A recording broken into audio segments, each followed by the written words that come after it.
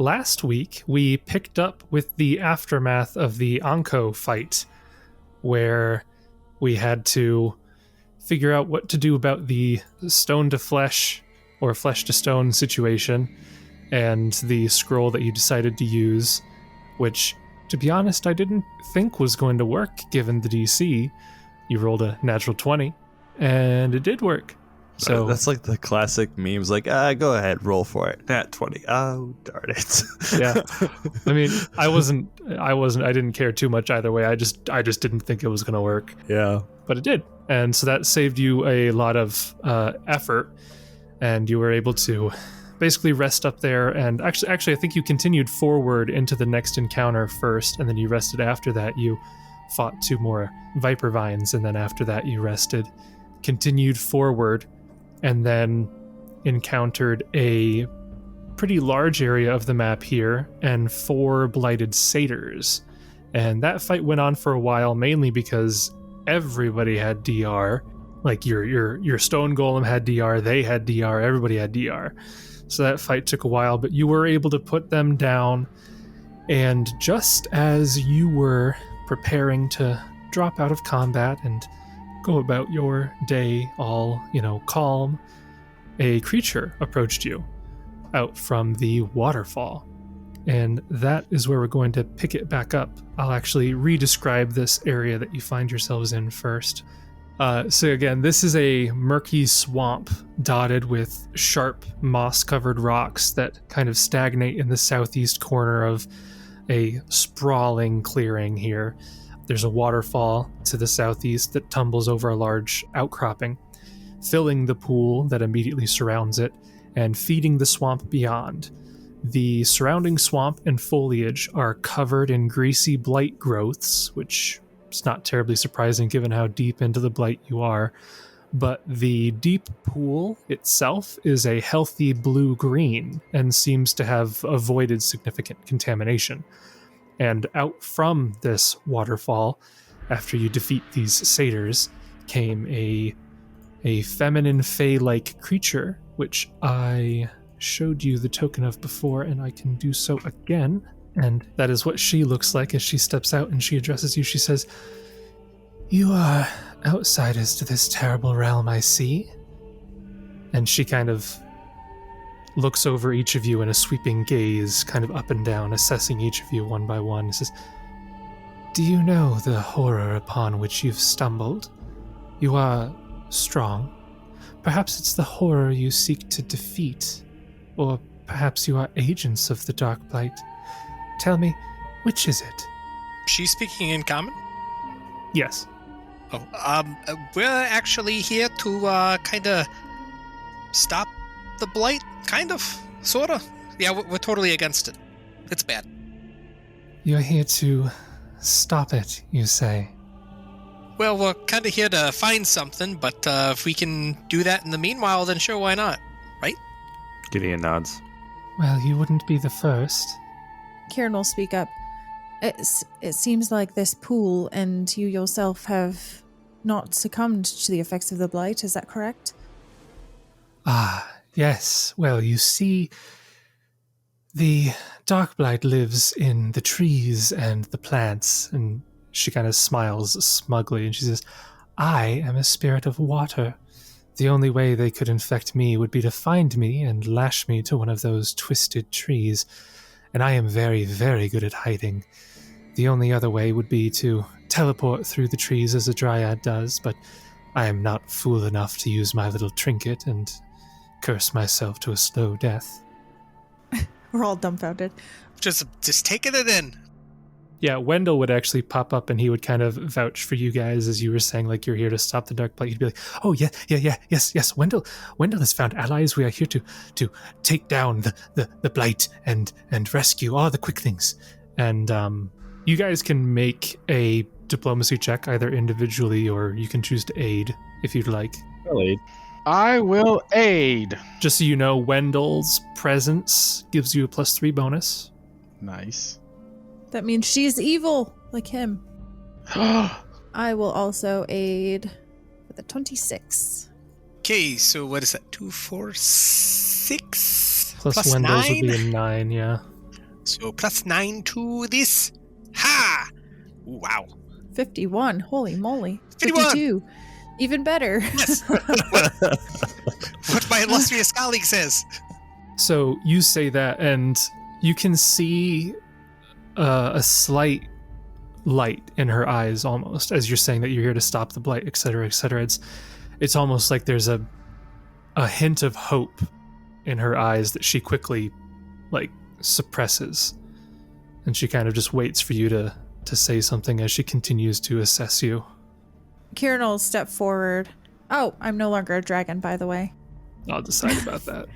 I was just going to talk about we need to find and slay a dragon as Kieran approaches as a dragon, yeah. So he will step closer to the pool slowly, cautiously, and he'll say, my name is Kieran. Might I ask what your name is? Ah, yes. My name is Mirina. Mirina, how long have you been in these woods? Oh, I have been here a very long time. I've been here, well, I was here before the blight itself, to be honest. However many centuries ago that was. You kind of lose track of time after a while. So why make your presence known to us? Oh, well, you're the first creatures in some centuries that I've seen here that don't look to immediately be corrupted by the Dark Blight. And, well, I get very few visitors anymore. Yes, we are hoping to avoid that fate. Although we have heard that the longer we spend in these woods, the more of a chance there is that we could also be corrupted. So we are working hard to get in and out as quickly as possible. Yes, I wouldn't linger too long if I were you. Do you have allies in the Fengwood? Well, no, I suppose not anymore.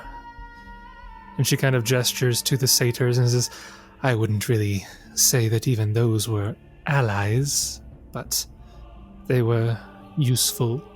That is regrettable. We don't want to necessarily kill everything that's here, but unfortunately, it's kill or be killed. Oh, well. They were, to be honest, ghastly creatures even before the Dark Blight stole their minds. It was simply fortuitous that I stumbled across them. The dragon had left her lair, and I was fleeing for my life, and here they were, playing their obnoxious little tunes on their pipes, and I simply took advantage of their Dark Blight-addled brains and convinced them to protect me. It was all I could do to keep myself safe, and for a time it worked. She sighs, kind of almost wistful for a moment.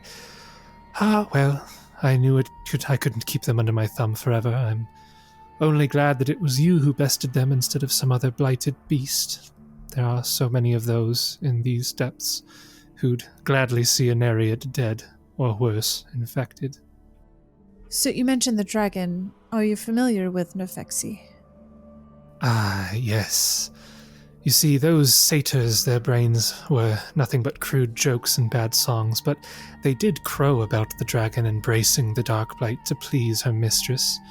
I've no idea how, though, since the Dark Blight only really transforms Fae. Everyone else, it just makes them curl up and die. But all I knew for certain is that Naphexi claimed my former hiding place, a lovely wet canyon a few miles downstream from here, and as her new home decades ago, so I fled here, as her former nest, since no one wants to wander into a dragon's lair, even an abandoned one. So anything useful in that abandoned lair then? Oh, not anymore. Most anything that she had of interest she took with her. Well, the only things here now are mine. Well, it seems that our task is to slay the dragon, but finding her is proving to be quite the task in and of itself. You're here to slay the dragon or stop the blight? Or is it simply both? It's actually a bit of both. We believe that slaying the dragon will also aid us in our fight against the Iron Fang Legion. She gives absolutely no response of recognition to the Iron Fang Legion. My apologies. So the Iron Fang Legion are made up of hobgoblins that are currently on a quest to take over our homes. Oh, the hobgoblins, yes. Yes. Hobgoblins, have you seen them in the Fangwood? Oh, yes. Curious visitors, they. The hobgoblins normally hate our kind, but a half-dozen arrived just a few days ago, begging an audience with Orlantia. They tromped through the woods like lost children until Naphexi secreted them away underground, and I haven't seen the poor beasts since. Likely eaten by a jub-jub bird, I imagine. Yeah, we're kind of following them. They have something that we need. But, I spent a lot of time in the Fangwood in my youth, so I wouldn't mind stopping the Blight if we could do that too. Well, have you any idea how to accomplish that goal? Usually it involves combat one way or another. Yeah, that it does. Unfortunately, we are kind of picking up information as we go. We don't have our final pieces yet. We're just trying to learn more as we can the deeper we go into the Fangwood. Out of game. We were told to seek one person, though, right? The lady or whatever. And that's why we're out here. You're looking for Arlanche's tree, basically. Right. And hopefully that could be our next clue. Well, because, that's where you think both Genduin, the Earth Goddess, and you think that the Sardonic Shard, and probably the Quicklings that Wendell's looking for, you think probably all of them are being held in Arlanche's tree, as she is a dryad. You so happen don't know direction to that Arlancha's tree, do you? Marina kind of chuckles darkly and shivers a little, kind of pulling her dripping shawl kind of tightly around her arms, and she says, "Dearest, only fools go hunting for their own deaths.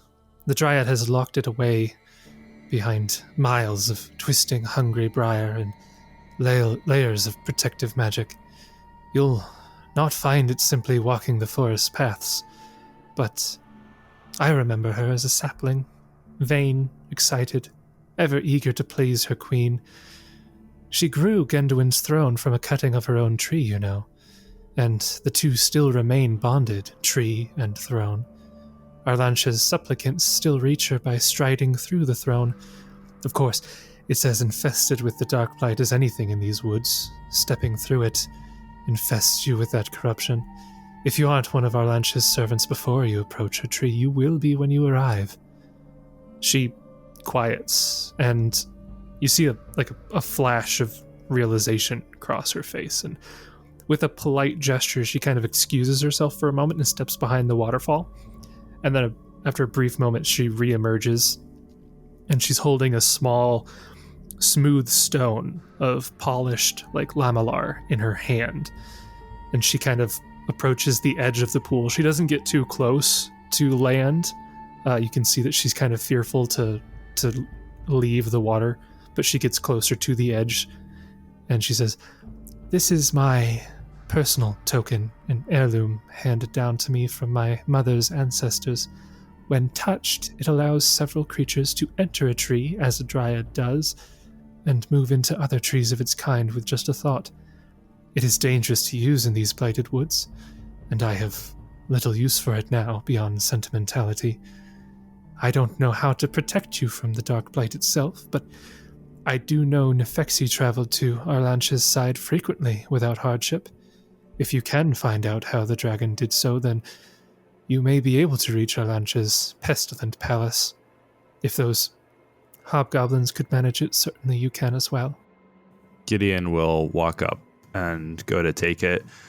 "So you're saying with this, we could get to where we need to go. This would let us traverse the trees? I'm not sure that I understand." "Yes, as I said, Arlanche's tree is bound to the throne that she crafted long ago. It is made from the wood of her tree, and so if you were to use this trinket, you could stride through the tree itself, and you would emerge at the other side, so to speak, and you would be right upon her pestilent palace without having to trek through however many miles of blighted woods it is between you and there."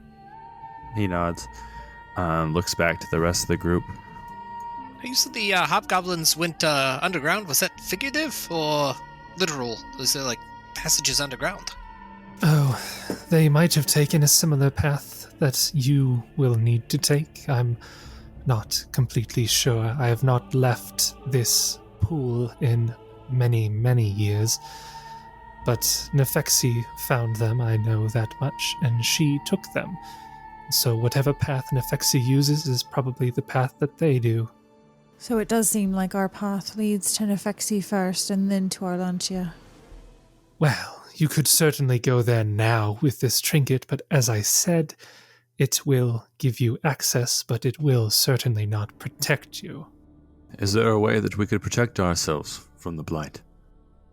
I think the only one in this whole forest that would know the answer to that question would be Naphexi herself, unfortunately. There is none other who might have an answer. None that I know of. And as you're talking, she gives you this trinket, and I will actually show you the handout for it. Ooh, let's go sell it. Woodland's Ingress. This small, smooth stone is made of a delicate light blue larmar. Larmar? Interesting. Polished to a sheen, it glows very faintly and its edges are rimmed with delicate sylvan script of couplets that exalt life in a primeval forest. Once per day, the bearer can say the command word and designate up to 10 creatures, including herself, to be affected by a tree stride spell, allowing each creature affected to enter a tree at some point in the next 10 hours and teleport as per the spell. Each affected creature can teleport only once, after which it no longer gains the benefit of tree stride until targeted by a Woodland's Ingress again. But it could be, in theory, the same ingress to get us out later. Yeah, it's just once per day. Does she tell us the command word? Yes. It is a Sylvan word, but presumably anybody could say it. You don't have to speak Sylvan to be able to say one word if you're taught. Who knows Sylvan? I do not. I think Jessup's the only one. She retreats slightly back into the water. The safety of the pool. Guess we need to go find the dragon. We appreciate your aid thus far. Hopefully with this, we can continue on our quest. Is there any other advice that you can give us before we leave? As you say that and you all kind of, make your intentions known to leave, you see the smallest hint of kind of desperation creep across her face as she in turn bids you farewell, and she says, I don't allow myself the luxury of hope any longer, but I doubt very much that I'll see any of you alive again. Perhaps your deaths will be mercifully quick and painless. Wow. It's a good goodbye. Yeah. That's her response. I have spent centuries in these blighted woods. It's very few goodbyes end well. The blight's that old? As you learn from the dwarves, the blight is at least 600, maybe 700 years old. So is she like immortal? Do we know what she is? Knowledge check. Yeah, Jessup, you would especially know. You don't even have to roll because you did hear her say that there are many creatures in the forest who would like to corrupt a Nereid. And Jessup, that would cue you in enough without a knowledge check to know that, she is a Nereid. What are her defenses? You know that Nereids are beautiful women with pearlescent skin and long dark hair. They are chaotic neutral, medium-sized fae. And you know that they are capricious and often dangerous aquatic fae that appear as strikingly beautiful women. Many sailors have met their doom following a Nereid. Others seek out Nereids, for if one can secure control over the creature's shawl, the cloth can be used to force the Nereid's compliance. A Nereid forced to obey in this manner immediately attempts to slay her master as soon as she can secure her shawl's safety. But yeah, you'd know that she is, in terms of hit dice, she's relatively comparable to you guys. Well, we appreciate all you've done. And as you said, goodbyes are not something you like to say, so we will just stick with, we'll see you later. Yes, I wish you good luck for what little that is worth. Perhaps you have abandoned hope, but I have not, and we together, I hope, can restore some for you. Proof in action. She has a bitter smile, and she says, that would be nice. All right, gentlemen. So where to? Well, Wendell, He kept saying east, but we can't go any more east. He says, "Oh yes, it would seem as the water lady said. Naphexi seems to have abandoned her lair here, which was, as I said, this is east. This was the east. But it seems now we must follow the downstream." For clarity's sake, she did say that she's kind of assumed the old place as her home or like stay. Like only her stuff is there. There's not anything else in the lair that might be lootable. Yeah, so basically what she said is that she used to live downstream, but then Naphexi showed up, so she went upstream and basically took Nafexi's old home, which is here. Got you. This didn't come up in conversation, but if you guys had asked, she would have said it was like 70 years ago, something like that. So, downstream we go. Well, upstream. Upstream? It'd be upstream. No, we are upstream. It would go be down. downstream. You'd be going downstream, yeah. Going downstream. Because the water comes from the waterfall and goes that direction, rather than going up the waterfall. Well, it could also pool here from two sides. It's Yeah, possible. that's ridiculous. So we're going north then? Yes, I think north is the direction that we have to go. At least staying near the water is not too bad of a thing, if assuming that it can't be corrupted is easy. Did we already, I assume we didn't, handle the satyrs? I don't think we did any loot that was on them, you mean? I'm assuming that you guys would look after this at some point. Yeah, we love loot.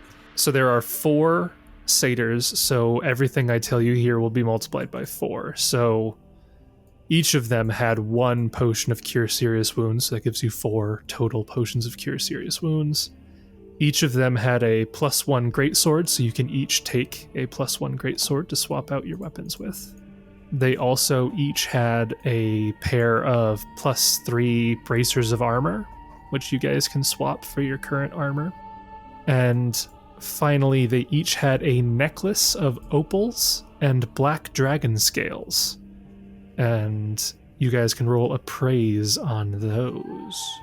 Are they small like Abzariacs or bigger?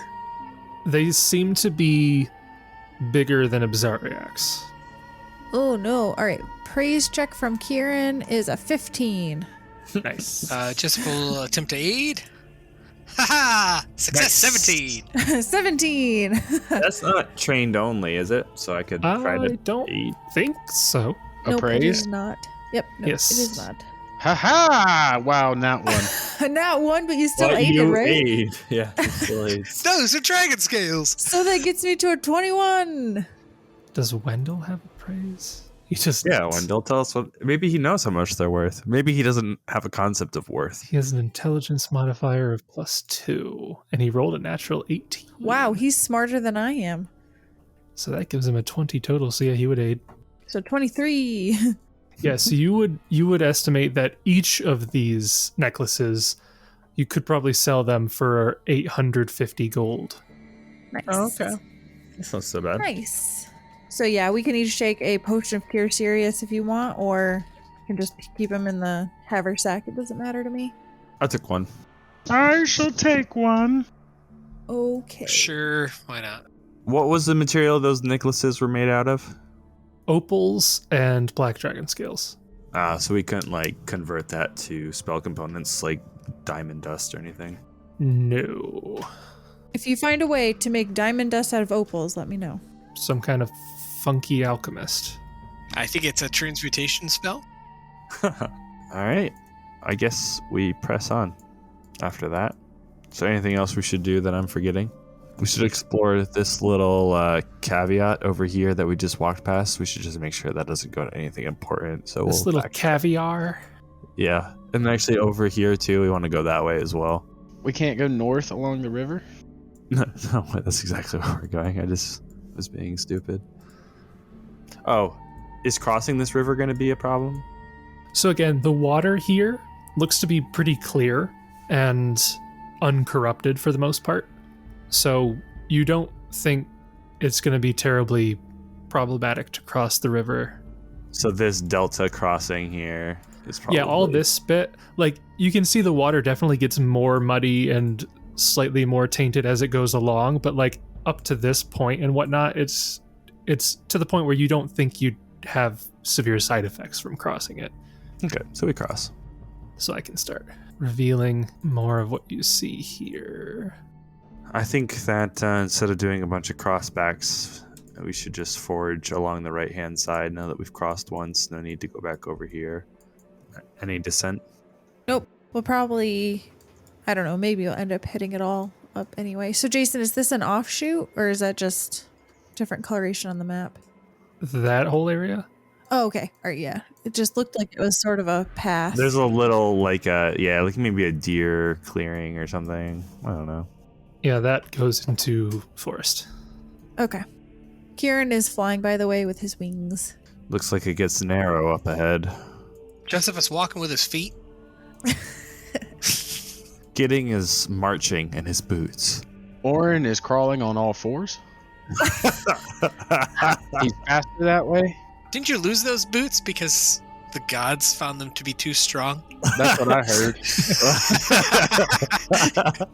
The gods. Torag reached down and ripped them right off your feet. Took them back. So these are broken. Abadar found out how much those boots are being sold for. He's like, "What? Not on my watch." Our margins are way too low. Yeah, it was Abadar. His wrath. I've found. He forgot another 0 apparently. That might be too much. That would be too much. No, I did message Jace. I whispered him at the beginning. I was like, "Oh, by the way, did you want to nerf the boots? Let me know. I'll change them." It won't come up today because I already used all the things. Yes. So as you guys get into this area, I will actually I'll just show you this, like most of this area, and then I'll describe it. So as you enter this another open area, you see there are tiny dwellings made of latticed twigs and connecting vine bridges weave expertly through the trees here. But this sheltered alcove stands eerily still and silent. Slick, greasy fungus blooms on the trees' trunks, and the miniature buildings are brittle and dilapidated, as if nothing has touched them in years. A few small, bleached bones and elongated skulls are visible through the detritus on the forest floor. So you said they have like bridges between these buildings? Yeah, so imagine like Ewoks? Yeah. It's an Ewok village. There are dozens upon dozens of buildings in the trees here, each of them about 20 to 30 feet up into the air, and they're all about the size of like bird cages, like large bird cages. And there's little bridges everywhere. Like all these would be like the houses for the creatures sized like a mouse or something. Oh. And they're just scattered all across this area. And don't get too far away from me, Oran. I want Shield Other to stay active. Oh, sorry. I'll move up. Rapidly crawls on all fours. That's like a horrifying mental image. Some like demon from The Exorcist.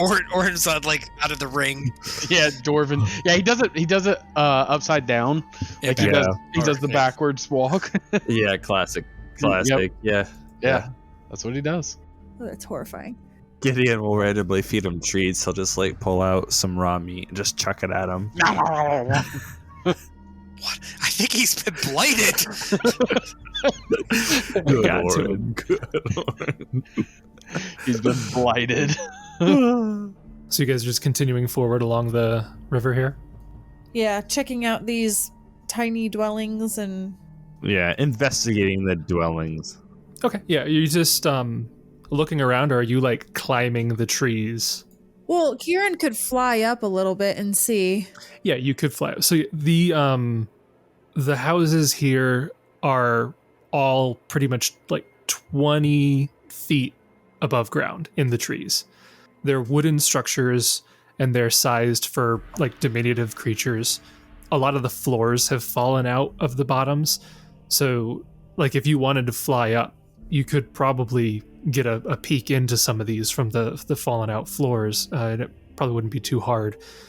If you kind of get a better view, you see that the dwellings are dilapidated. There are trinkets that were once used to decorate the insides of their homes, but they're pretty much all in shambles.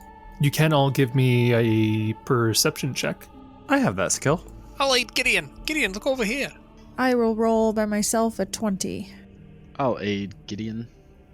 I get 2 successful aids, so that's going to bring it up to a 47. And Gideon, you are not attempting to climb a tree or anything, are you? You're just kind of peering from the ground. Yeah, he's just Full armor. peering from the ground, Okay. looking at the things on the ground. So even with the super substantial penalty that I'm giving everybody who didn't fly up or climb up, Gideon, you would still be able to succeed with the perception check, and you would notice a couple of interesting items in some of the buildings here as you're walking through. And all together, like as you're pointing these out, To like Kieran, who's flying above, Yeah. and can grab them. Kieran, you'd be able to grab a total of 3 more potions of Cure Serious Wounds. Ooh. You'd be able to grab an assortment of different gems, jewelry, and statuettes that you can all roll an appraise check on. And a strange figurine made of ebony in the shape of a fly that radiates magical power. I'll take a detect magic too, and just if there's any other magical auras that we miss. Once he notices the first potion, he'll start ticking that on and just looking around. Okay, so appraise, I will roll a 17. I'll try to aid Kieran. Try to aid. I feel like we should aid Oran because I think his That's appraise what is I better was than going mine to is. do. I wouldn't say that. All right, so yeah, my 17 beats his 14. Correct, but I aided Oran, unfortunately. I had said that beforehand. That makes you a 19, Sarah. Okay, and then you said we need a spellcraft for the figurine? Yeah, so there's a magical figurine made of ebony in the shape of a fly, and it does radiate magic. Okay, so my spellcraft is gross with a 21. I succeed on my aid. I'll auto aid Kieran. I will roll my own spellcraft. Oh, good for you. Natural 1. Oh, That's 2 not 1. That's magic. Yeah, get them out of the way. See, this is really the case. He's memorized the array, his random array, so he just, I'll roll an 8 on this one. I'll roll this one for myself. And then, when he stacks them all up and he knows he's got to run a 20, he'll just stop making rolls until combat. Shh, don't give out my secrets. yeah, so that would give me a 25 spellcraft. All right, I guess the DC for this is whatever the heck I want it to be. Okay. So say it's good enough. 24 Because I look at, so this is an item that has a bunch of variations to it. So when Okay. I look at the general version, it says aura varies, caster level varies. If I go to the specific version, it just gives me the price. Yeah, and then also like the caster level and the No. aura, right? No, because like that So would it's just any whatever the heck I want it to be. based on the effect, gauge a caster level from it. You're pretty What good at that. is the total that you got? 25. And it's usually 15 plus the caster level. Yes. So that would be caster level 10. That's probably fine. I'll just take the price and divide it by 1,000, and that's the DC. That's not how that works, but it's good enough for me. Well, 15 plus the price divided by 1,000 That's not how that. basically hits the DC. Okay, Hey, they don't give me any other DCs. that's fine. Just tell me what it does.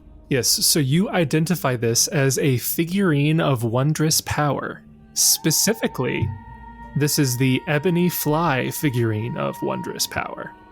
Okay. It is worth 10,000 gold. When the figurine is tossed down and the correct command words spoken, it becomes a living creature of normal size, unless otherwise noted. The creature obeys and serves its owner, unless stated otherwise. The creature understands common but does not speak. If the figurine is broken or destroyed in its statuette form, it is forever ruined, and all magic is lost. If the creature is slain in animal form, the figurine simply reverts to a statuette and can be used again at a later time.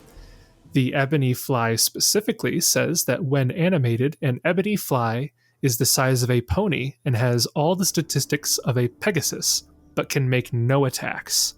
The item can be used 3 times per week for up to 12 hours per use.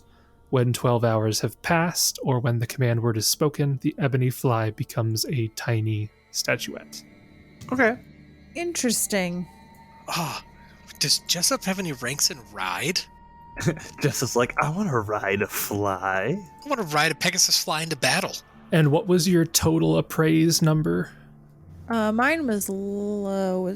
Yeah, but who was aiding whom? Because I only had one aid, so it was a 19. 19. 19 and 16 were the totals, so. Okay. So the assorted gems, jewelry, and statuettes, you think you could probably sell for about 1,900? Okay. 1,900, and they would all be market value, right? Yeah, that would be a flat 1,900. Okay. All right. I feel bad looting all these poor little houses. What's this red stuff over here, or we'd have to fly over to get closer? You could fly over to get closer. It just seems to be a dimly glowing red shrubbery or foliage from this distance. Ah, we must bring the shrubbery. Fun fact, Jessup, if you wanted to use that out of combat, then you don't even need a ride skill. You just can. Except it's the size of a pony, so it's going to be a little small. Yeah, it's a bit small. I think it would look really good for Jessup. It would work well with Wendell. That's true. And then it would just look like a pony because he would be invisible, but we would at least be able to tell where he's at because he would be. Can dwarfs ride ponies? I would like to make that cavalier character. They do in The Hobbit. Yeah, I would like to do that. I can just picture Jessup on that fly, and it's just hovering like a couple inches off the ground. That's the best it can do. Just struggling. It's like Titan all over again. Just don't forget, this is not actually a pony. This is a bug. Just the size of a pony. Yes. Interesting. I wonder what whoever these inhabitants were, I wonder what they used this figurine for. I miss Hursk. I miss her. It's so random. Too bad he's Random. dead. Titan. All right. I guess we'll just keep moving forward, keeping eyes peeled for any sign of danger or movement. I guess while we're here, do you want to take the time, gang, to search the whole clearing and just make sure there's nobody behind us before we press further on here? Search the whole clearing, like go all the way back here? Like no, not that far. Go all the way over to like this side. Check out these ones. Check out these ones. Cross the river again. And just check this whole space out. Yeah, I mean, we can do that. I don't know, Jason, if it was implied that we were searching multiple houses to get this stuff. It would be implied that you'd be going, like, all over the place here. Okay, so we already did that. I wasn't sure if it was just Like, you guys would logically probably be, like, over, like, here at this point or something. after having searched up, down, in between, Yeah. and all around. Yeah. Because you're basically taking a little bit of trinkets from everything. What's the red stuff? Is that blight? Oh, yeah. So if you guys wanted to go down there and look at that, you would see that they appear to be various kinds of foliage, some mushrooms, some other plants that you're looking at it. And unlike the normal plants that have like chloroform or whatever the heck going through them, like these appear to have like I think that's chlorophyll. no chloroform. Chloroform is that's not what you think it is. Hey, Jessup, smell this mushroom. Does it smell like chloroform to you? he holds some and Oran just collapses as he's trying to. This is the blight. Mushroom makes Jessup go sleepy. He's selling chloroform to you. Do you smell like chloroform to you? Yeah, that's why the blight is so dangerous. Because it's so spicy. But no, these plants, they have pretty much veins of blood. Oh, lovely. That's the same as what we saw back here in the other space, this one here, this red stuff. Yeah, they look to be densely blighted plants that are basically oozing blood constantly. So even now, wait, blood? Like blood? Yeah. Okay. So this doesn't seem to be super like everywhere blighted. It just like patches have spread this far. Everywhere is blighted. It's just those are like super blighted. Gotcha. So the green is a lie. It's more like a purplish color, or What do you mean? The whole forest is kind of bluish purple if you look at it real close. I see. Bluish. I see. The blight is kind of in throughout, infected each of the trees. They're still green. These ones aren't all dead, but you can see the bluish. Yeah. Gotcha. So you want to go up and lick the... Yeah, I mean, who knows what kind of psychedelic effects they're concealing. So he collects a bunch. Yeah. Touches them with his bare Fortitude hands. Yeah, and of course He's going to make them into tea. Yeah, some great tea. Bloodroot tea. Yeah. As you guys are there, go ahead and everybody give me a perception check. Okay. Probably another nat 1. Perceive, Gideon. All right, Kieran, perception is 28. 35. Okay. And 4 higher if those were aids, and not if they weren't. Yeah, just visually aids because he's not that Perceptive. good. Yes. Sounds about right. Yes. All right. So as you guys are kind of looking around, you're gathering up these items. Gideon, you're the only one that hears something. It's like a faint buzzing voice in your ear, but it's in a language that you don't understand. You can't make out what it's saying. It sounds like there's a single word being repeated over and over again, and it's like there's thousands of voices kind of buzzing in your ears very faintly. Quiet for a minute, gentlemen. Where can he identify where the sound's coming from? All around. It's coming from, like, you didn't notice it, but as you got deeper into this little, I guess, village, whatever it is, it started getting louder until you just now picked it up and you're realizing that it was kind of there the whole time. You just didn't notice the hum until this moment.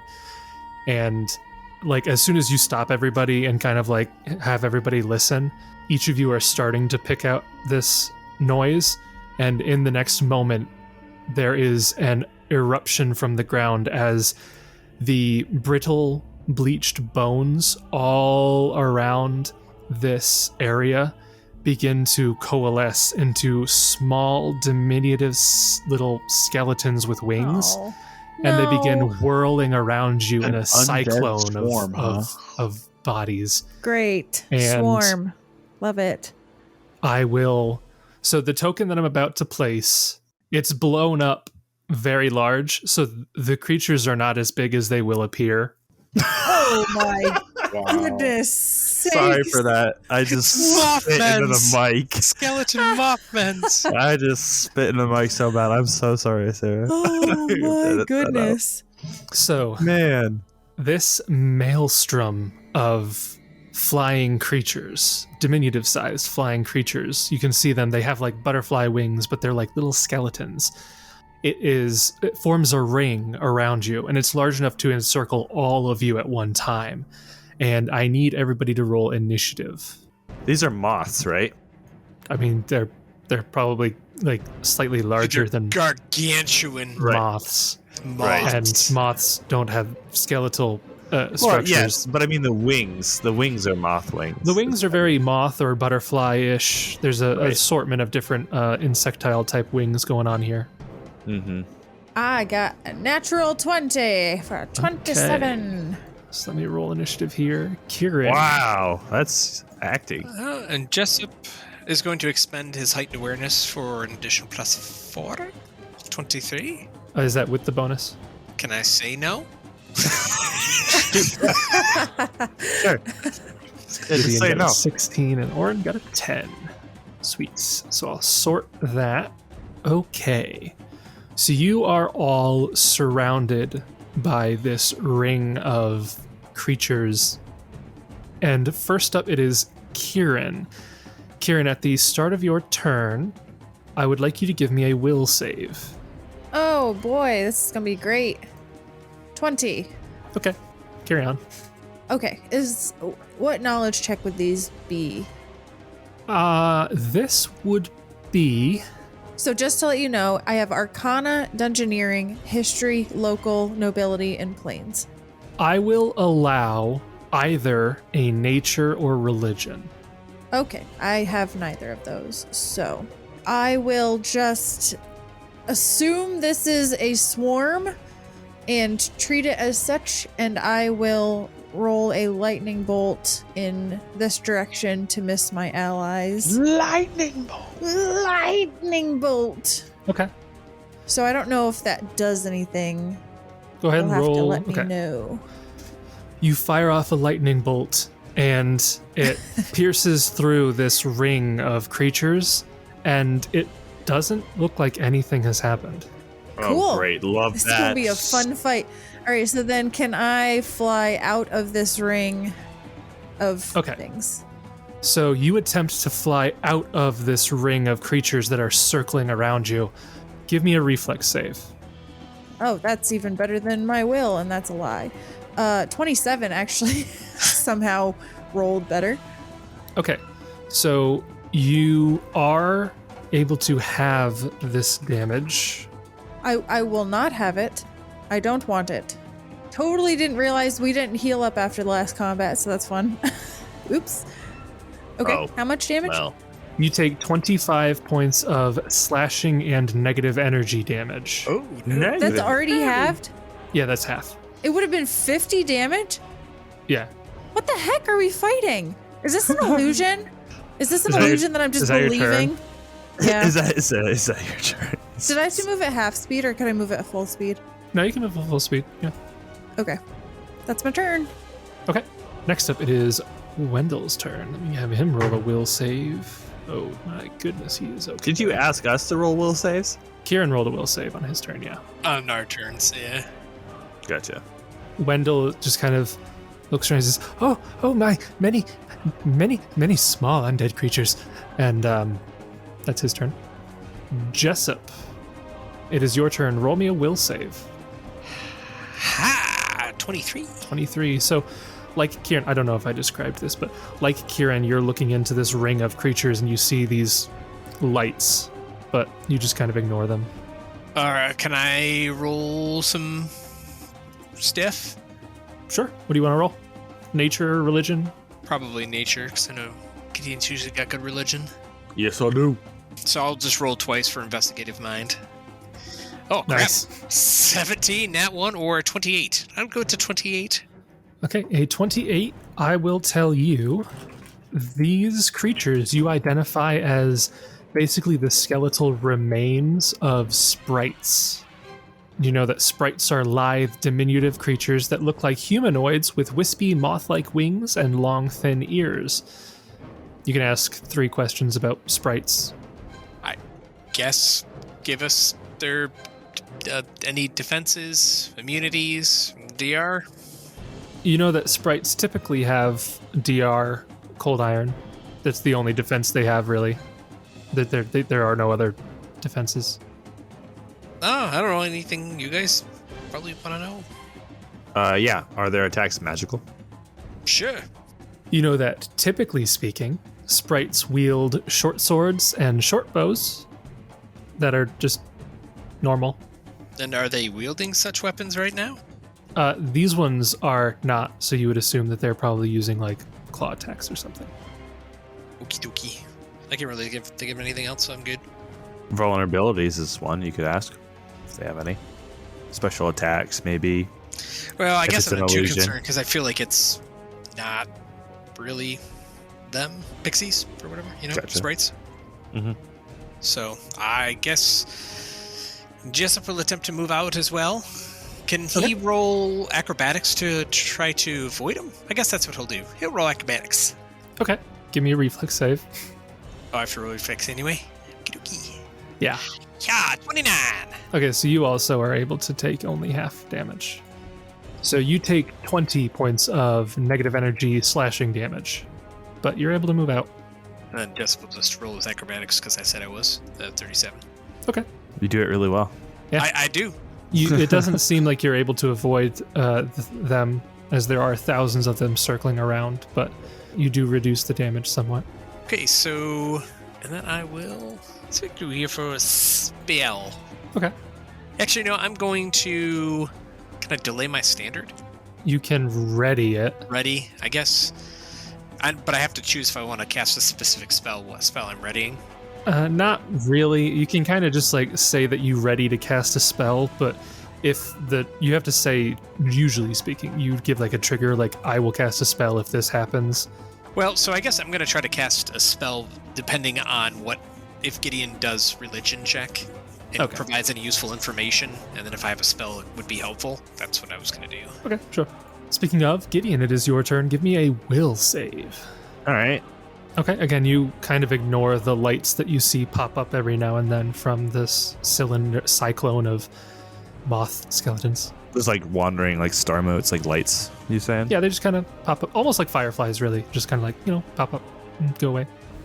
Yeah, I will take a knowledge religion check on these guys. 28. So you're looking at this and you're kind of piecing a couple things together. The humming, that was slowly growing louder, these bones kind of coalescing, coming around and all this. You actually think that this is probably a haunt. Okay. Piece together. So haunt can get rid of by setting it to rust. Normally haunts come up because of some terrible thing that happened to them all, right? So we can infer that's the blight. And then they go away when you kind of set them at rest. So basically, positive energy can damage a haunt. Yep. But it will not destroy it. So you basically you can temporarily destroy the haunt. But much like a ghost, if you don't do a very specific thing to put the haunt at rest, it will come back later. But it's kind of like a trap that resets if you don't put its soul to rest. You can damage it and make it go away temporarily, but like if you had to come back through here or something, or if the time that it gets reset is super short, it might just come up if you don't leave immediately, that sort of thing. But positive energy applied to the haunt, like channel energy, cure spells, and so on, can damage the haunt's hit points. It has hit points. That's basically how haunts work. Okay. He'll shout that out and be like, "Cleric, cast the thing that you do." What's it? Channel energy. He no longer has a name. I have a name. It's cleric. Cleric. Do your thing. Bard, cast haste. Bard, Cleric, cast use haste. spell. The funny thing about sorcerers. Sorcerer, cast lightning bolt. Cast lightning bolt. Great. So that's all. And then there's nothing that I can do though. I don't think that would be super. These things have bones. Why don't you shake them? Shake their bones. Shake their bones.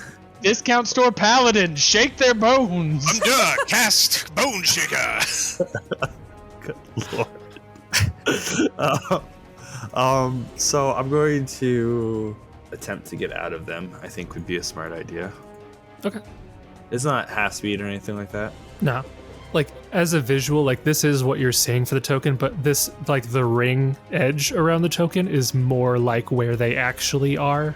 Oh, I see what you're saying. Because they're in, like, a cyclone around you, like a tornado, pretty much. So that's, like, a better representation of what's going on. I'm actually not in them right now, then. Technically, no. Yeah. I'm, like, in an eye. Like, they're all around you, but you're not swarmed by them where you're standing. Okay.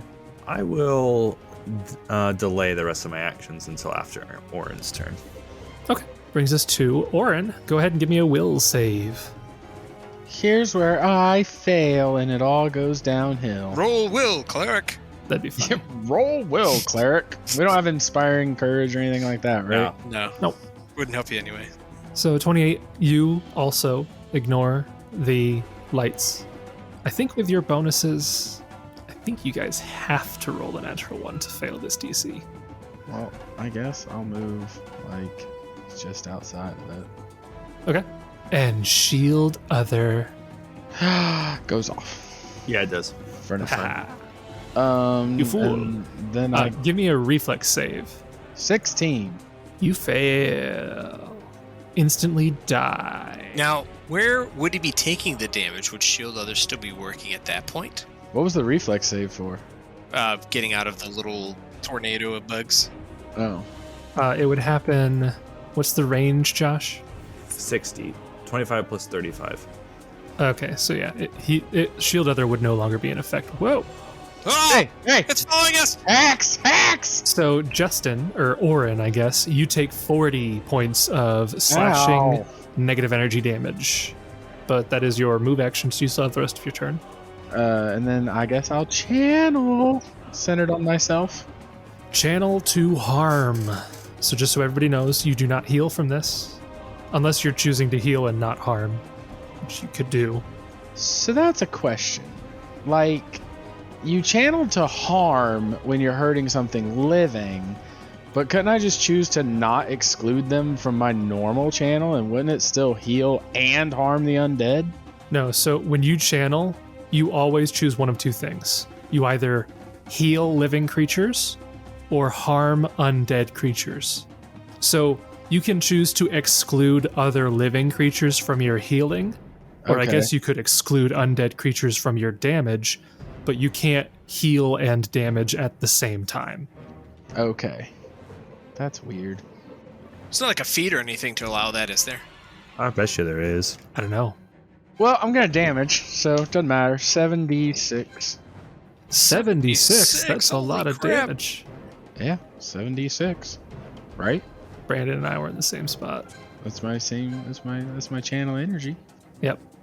28 points. Well, that's a of lot less damage. than I thought. Okay. That's a pretty decent roll. Oran, you can see that a large chunk of this cyclone seems to just disintegrate and evaporate in this swath of light that emits out from you. The rest of it does fill in the gap and it still swirls, but you know that you did do quite a bit of damage to this haunt. And in that window of opportunity, I'll take my delayed action and run outside. Okay. I will still need a reflex save.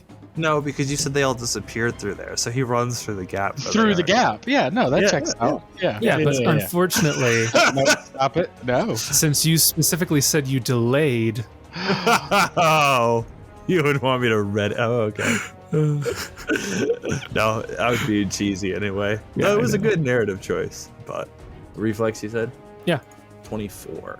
I'll reduce the DC for you. Oh, okay, that's fair. That's Yeah, fair. I mean, you passed either way, but still. No, I feel like I got something out of it. Yeah, it was 5. The DC was 5 lower that time. Oh, cool. Cool. Yeah. So you only take half damage. Okay. So Gideon, you take 21 points of slashing negative energy damage. 21. Okay, sure. And I will move you to be after Gideon, Oran. So at the bottom of the round, on the haunt's turn, I need everybody to give me another will save. No. Oh I boy. don't want to. Oh, that's not good. 23, 16, 28. Oh boy. I needed that natural 18. A 30. Okay. My 16. So all 4 of you are able to, like, you see the lights, the firefly lights kind of pop in and out and then disappear.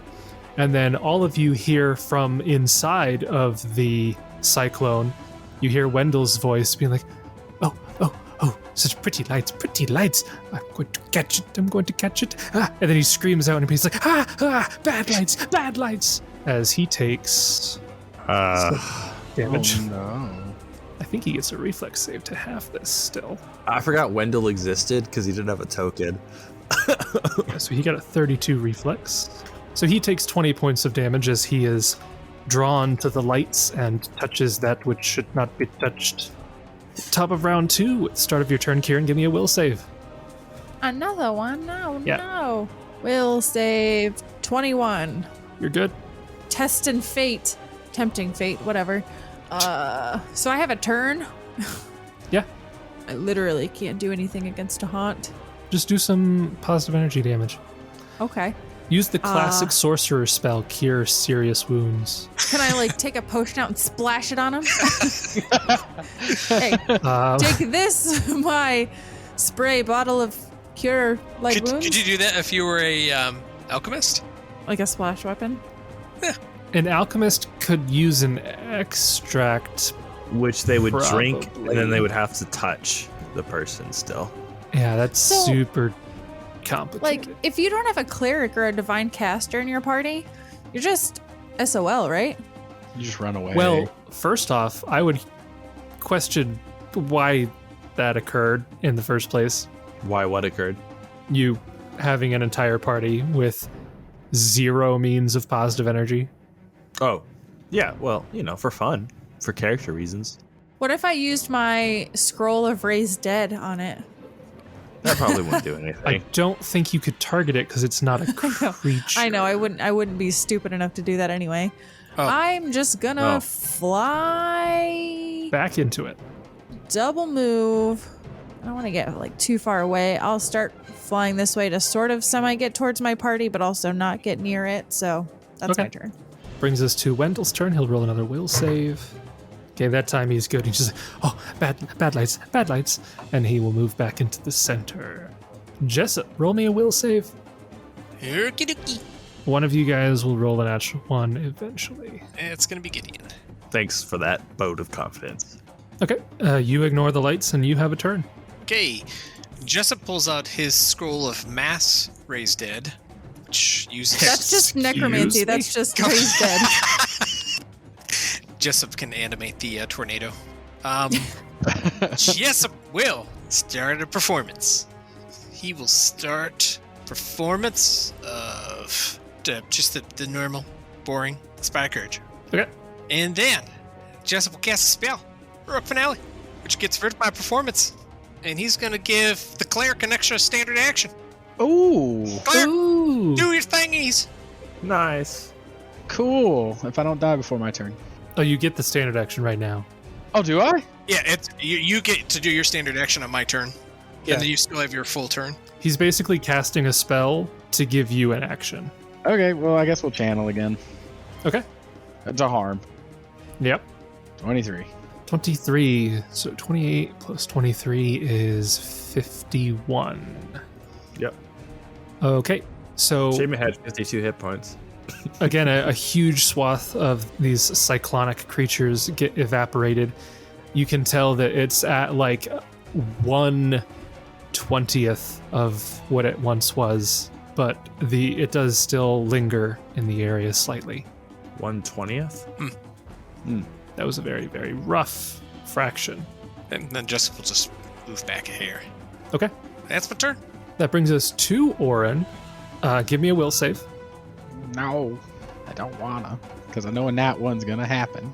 Oh, okay. Okay. You ignore the lights and you can take your turn. No lights. And I guess... So, can you touch attack a swarm? Is that a thing? Or no? I would say that you could attempt to touch attack this haunt that might put your hand in harm's way, Right, so like I would risk more damage. potentially. But it's just damage, bro. It's just damage, bruh. Yeah, dude. No big deal. If Gideon was cool, he would have cast Shield Other on you again. Breath of life! Did you just Kidding. kiss one of them? Yes, I think my lips out. He Mwah. sticks his lips into the tornado. That's even worse. Okay, yeah. So go ahead and cast that. If that's what kidding. you're actually doing. No, I'm not doing that. I guess I'll just channel again. Okay, fine. Okay, fine. Ah. I much preferred the visage of the dwarf cleric kissing a cyclone of undead moths. Dead moths. Mwah. Is it dead And with yet? that channel, the rest of them do evaporate into the air. Yay, good job. Now, how do I permanently get rid of them? Yeah, do their bones still exist around the grounds? Yes, the bones are scattered all over the place here. Much like Poltergeist, I want to be like, this village is now clean. No, it's not clean. That's the thing. So we should think of a way. I'm trying to brainstorm because even if you identify a haunt, it doesn't necessarily tell you how to undo its trigger. Can I roll some perception and investigation to infer anything beyond the blight got them, or is that the extent of their death cause? As a party, as you're investigating this, give me either individual or a collective aided roll for a perception, a heal, and another knowledge religion. So all three. Yeah, all three, however you would like to go about that. I can aid on my heal. My heal is an 8 with a 12. Okay, so we can do heal first. So Kieran aids, Gideon does not. Jessup will attempt to aid. Jessup does So I aid. guess Oran is doing the heal check then. Yes. I have healer's gloves. What do those do again? They help you on when performing heal checks to on people. on humanoid things. They give you a +5 competence bonus on heals checks. Okay, so would that count here? Okay. Yeah, it's a heal check. I'll just roll my own heal check. Wasn't much better. Is that with the +5 or without? That is with the +5. So with the 2 aids, that would get you a 20 heal. Yep. Okay. So Oran, as you're going around and you're getting a little bit of help from the others, you're looking at these bones, and the bones themselves look damaged as if through like some sort of brutal torture. As if like utensils were like stabbed into them and etched in truly horrific scene, which makes you think that it might not necessarily have been the blight that caused their downfall, entirely at least. You guys can choose the perception or religion next. All right, I'm going to roll perception. I Your aid own with a or- 19. Oh, aiding. I will aid. I am aiding Gideon's. Okay, so I'm rolling it. So there's all aids, so +6. Oh, Okay. nat 20. My goodness. I see it. I see it. Whatever it is, I see it. With only about 20 to 30 minutes of searching, you are able to gather, you are very confident of this, all of the bones in the area as you are looking them over and examining them and all of that. You're able to gather all of them, and you're pretty confident that you do not miss a single one of these small bones on the ground in this entire village. Gotcha. Now, what do they want done with their remains? Now That's is religion. the knowledge religion. Also aid. Your religion's not higher than mine? It's 7. I mean, it's I know one god. You know like 20. yeah. I was just gonna say it's fitting. You know the Yeah. dogma and tenets of Torah. Exactly. My knowledge is a bit more expansive. Exactly. So aid. Jessup will aid with a 15. Okay. And Kieran cannot aid on this, so you get 2 aids. A 40. Wow, just rolling rocks right now. Okay. With a 40, a couple things here. So one, I would say after the cyclone appeared, the voices would have grown louder, and Jessup, you would have heard them for sure, and you would have been able to identify them that they were all shouting the word murderer over and over and over again. Gideon, you're thinking about this with the help of those around you, and you've gathered up all of these bones together, and your educated guess would be that these creatures were most likely murdered and tortured to death by something. You don't know what. But you think that there's not so much... This is not as complicated as you might have at first thought. You think that this could potentially be as simple as just giving all of these, the remains of all these sprites, a proper and respectful burial. At least that is what you think the first step would be if you had to go through a list of potential things. And remind me, sprites are fae? Yeah, they are chaotic neutral diminutive fae. So do they return to the first world when they die, or are they just dead when they die in the material realm? Because in the first world, I think they just get reborn. Well, I don't know if they necessarily have souls like normal Yeah, I think mortals they're do. they're just gone when they die. So that sucks. If that's the case, though, he will gather them up. And how many bodies are there, and how big is this? Like, how many? So they're all diminutive size. So again, they're like the size of like mice. But you think that there were probably there are probably a couple hundred sprites living in this village. Wow. I suppose he could make like a little ceremonial burial ground, like a mound to put them in, and maybe take some of the trinkets that we had found, and decorate a sort of tiny little ancestral altar to remember. I don't know if it's these things or something else, but how long do you think would it be to dig just a small, like, would a 10 by 10 little bit foot down deep be enough, or would you need more? Like, how is small as diminutive? You could probably do this in about an hour, because even several hundreds of them, if you're doing it in kind of like a collective mound, it wouldn't be too expansive. Okay. Because I didn't expend all of my knowledge uses when I tried to learn of them. Can I expense one now to know how Fae like to be buried, or is there a specific ritual they like for being passed on? Absolutely. Go ahead and do a knowledge nature on that. Ooh, 31. So you'd think that there's not so much like a religious ritual, so to speak, but you are able to reason out that it stands to reason that these creatures would probably want to be buried in a patch of soil that is as unblighted as you can find. So maybe closer to the riverbank then, right? Would consecrate clear up some space? I don't think it would technically do anything. Is there not a way? Maybe a ward or something that could set up a little protected area, like an altar or something like that? You think that it probably would be sufficient if you just went further upriver where there's less blight and maybe dug out some of the riverbed itself. Right. And then used that. Well, I was thinking about burying them like in an inlet of water or something like that, like digging a little bit here so that some water pools, and that they're that way, because she had said that the water would be uncorrupted by the blight. So maybe he would set up like a holy moat or something around it and put some holy water in there. Yeah, that would work.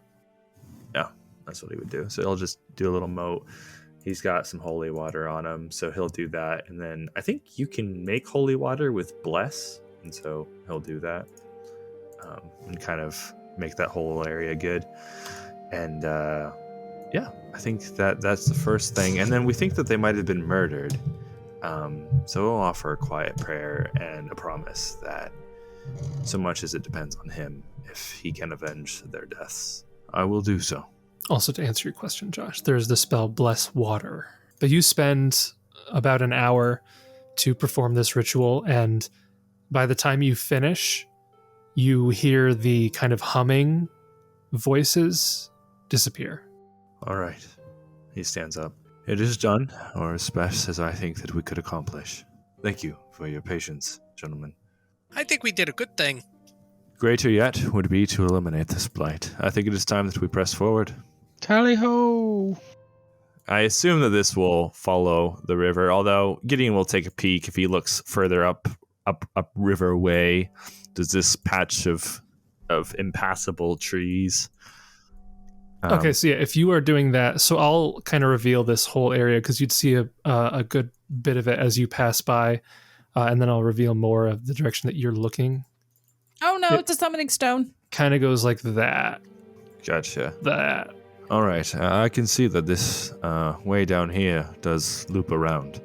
It's Stonehenge. That looks like how demons are summoned. I'm gonna take a detect magic and take it on and stand there and look into this space and roll perception to be like, yo, what's going on? Okay. The range of that is 60 feet. Yeah, 60 How feet. far does that get you? It gets you halfway in. Yeah. If you need me to move, a bit closer to see the whole, Yeah, if you're trying to get all of it, then yeah, you can move in a little bit further. He's just gonna hug the edge and be a bit cautious about it, is all. So he's walking tentatively, and if he notices something, he'll stop. Yeah, that's so you do detect a magical presence. I believe it is just one. Yes, you detect one magical presence that is, as you kind of look in the distance there, it's a silver crown that's affixed to a skull that I will describe here as you're in the area. The enormous stone slabs arranged in a circular pattern here are covered in choking vines, creeping moss, and patches of slick black fungus. Embedded into this foliage, as if deliberately lashed to each stone, are these scarred skeletons of humanoid creatures, some of which bear cloven feet. In the middle of the circle is a smaller squat stone with a spidery rune carved on it. And on the skulls of one of these cloven-hooved creatures that was lashed to these stone slabs, there is a silver crown affixed that is radiating some magic. I'll spend 3 rounds focusing in on it and I'll point it out to Kieran, and I'll scan the horizon for baddies. Jessup will offer flavorful words of encouragement from back here. With your detect magic, it's a divination aura. Ooh, I love divine. Kieran will flap, flap, flap, flap, flap, and get closer. Charge! And can I spellcraft? Well, you have to. Yeah, I think you have the object in hand, yeah. Oh, nuts. It's over on this stone, the furthest stone from where you guys are. I have to actually have it in my hand? Yeah, generally. Gideon will walk around the stones. And on that fateful day, a group of strangers entered the ancient shrine with cautious confidence.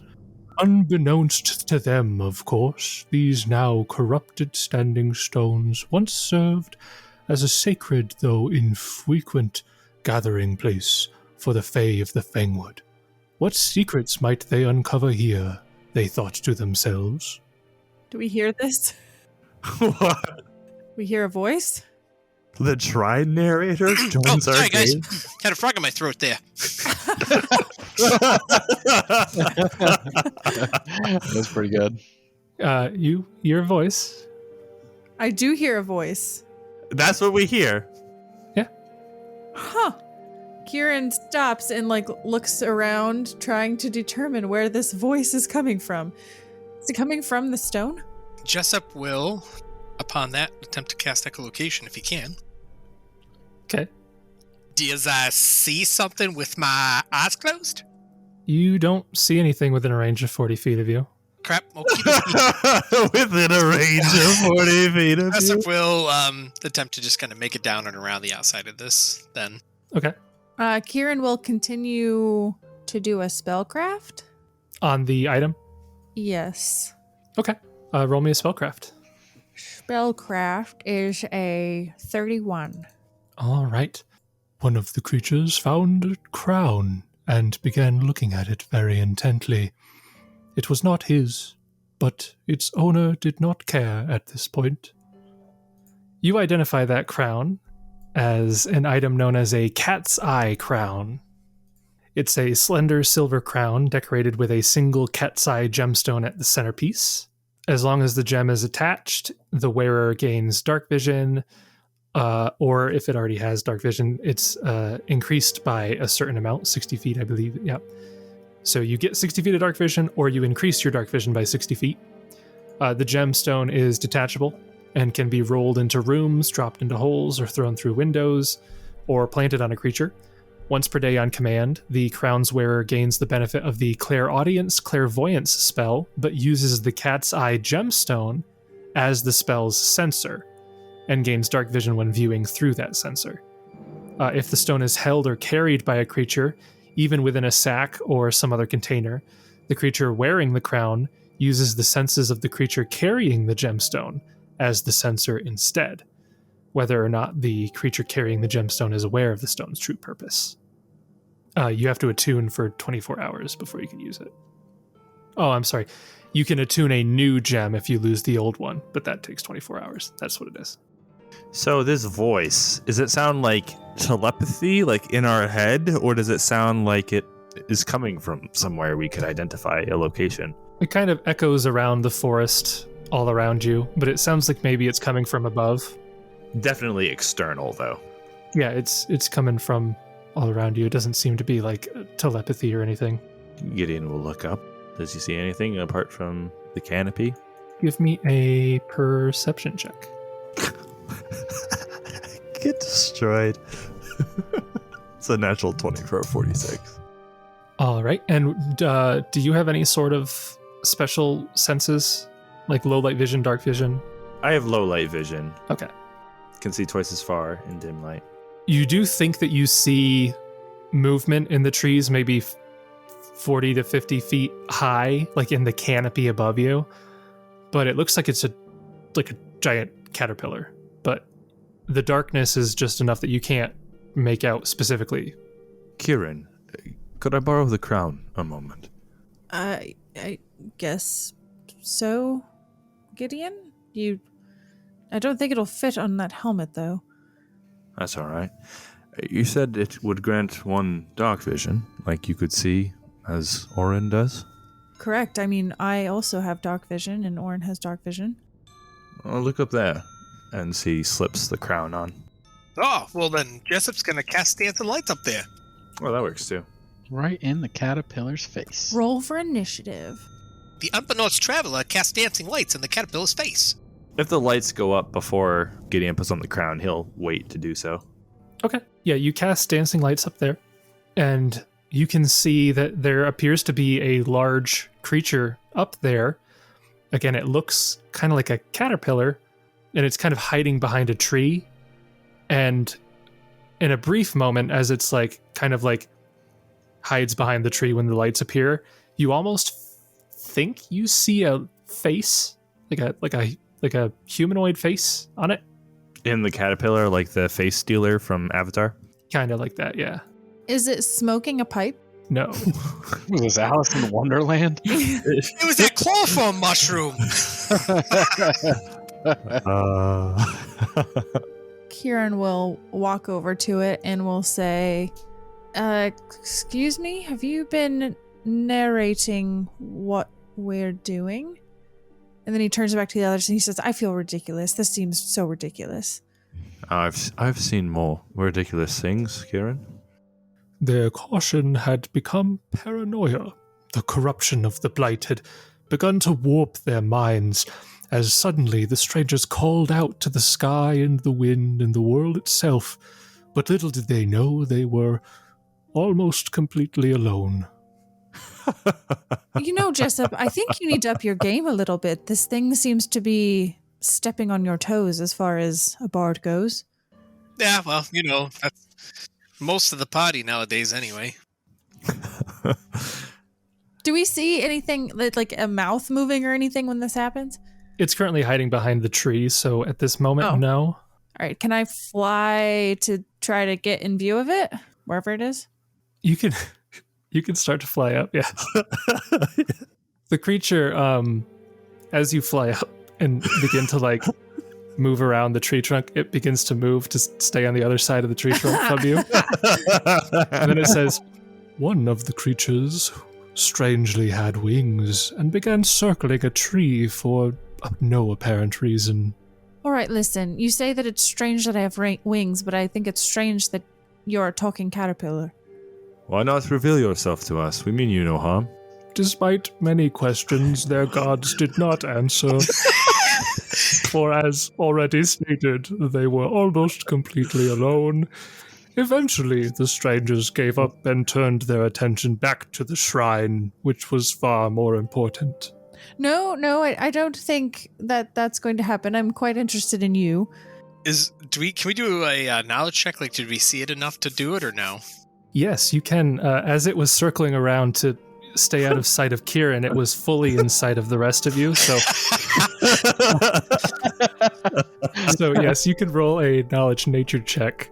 All right, I'll use my investigative mind that I forgot about earlier. Actually, no, because it took us an hour for the D to use. Yes, it did take an hour, so pretty much all of your non-hour per level buffs are probably gone at this point. So I will not roll with advantage. I shall just roll once. All right.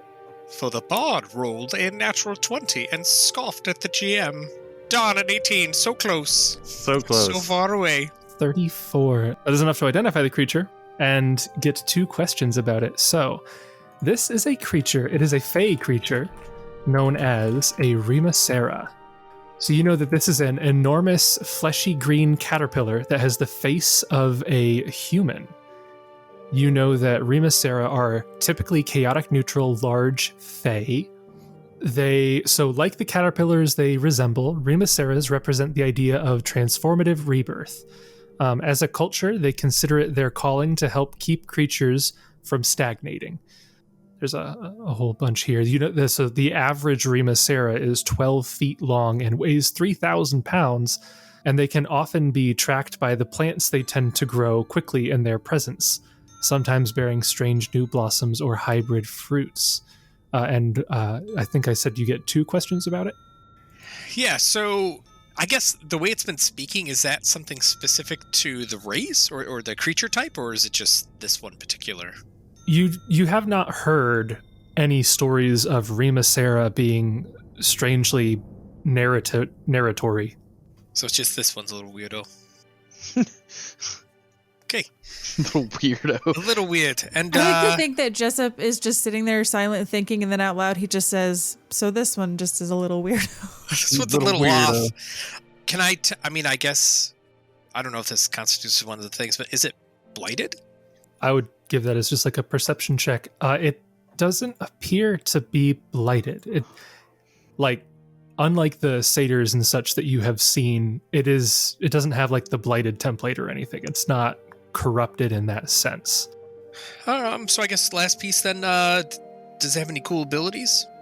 So you know that Remacera, they have a spell-like ability. They can do plant growth 3 times per day. They have an ability called new growth. A Remacera can force any creature within 400 feet to attempt a saving throw. If the target fails, it begins to take damage and is sickened as several tiny larval Remacera suddenly burrow out of its skin. Ew. Okay, we don't want that one. Yeah, don't mess with it. Okay, bye. Okay, I guess that was my 2 pieces. I feel like he thinks that he's invisible as something. Well, if he thinks he's invisible, then why is he running away from me? No. He thinks I can't see him. Touche. Groger reluctantly decided to descend from his tree, as the strangers were far more persistent than he expected they would be. And he slowly descends. What name did he say? He said Groger. Groger. Nice. Is he fast or is he slow? Actually, he does have a movement speed of 40 feet, so... Wow. Kind of quick. It's a fast caterpillar. And he does eventually, like, make it to the base of the tree. And, I haven't even shown you the token. There you go. Wow, that is more disturbing than I thought it was going to be. Oh, that is horrifying. Okay, I was totally thinking like a cute little caterpillar. That is horrifying. That's It's a thing of terrible. nightmares. When you said kind of like the face stealer, you were lying. It's like No, that yeah. mixed with like A completely ridiculous distended alien jaw. open maw. Yeah. That is just the generic picture. Groger would look slightly different because typically Remacera have feminine faces, but he is explicitly male. Cool. How can we tell? His face looks like a male. I Still a checked lot of under his assumptions. thorax.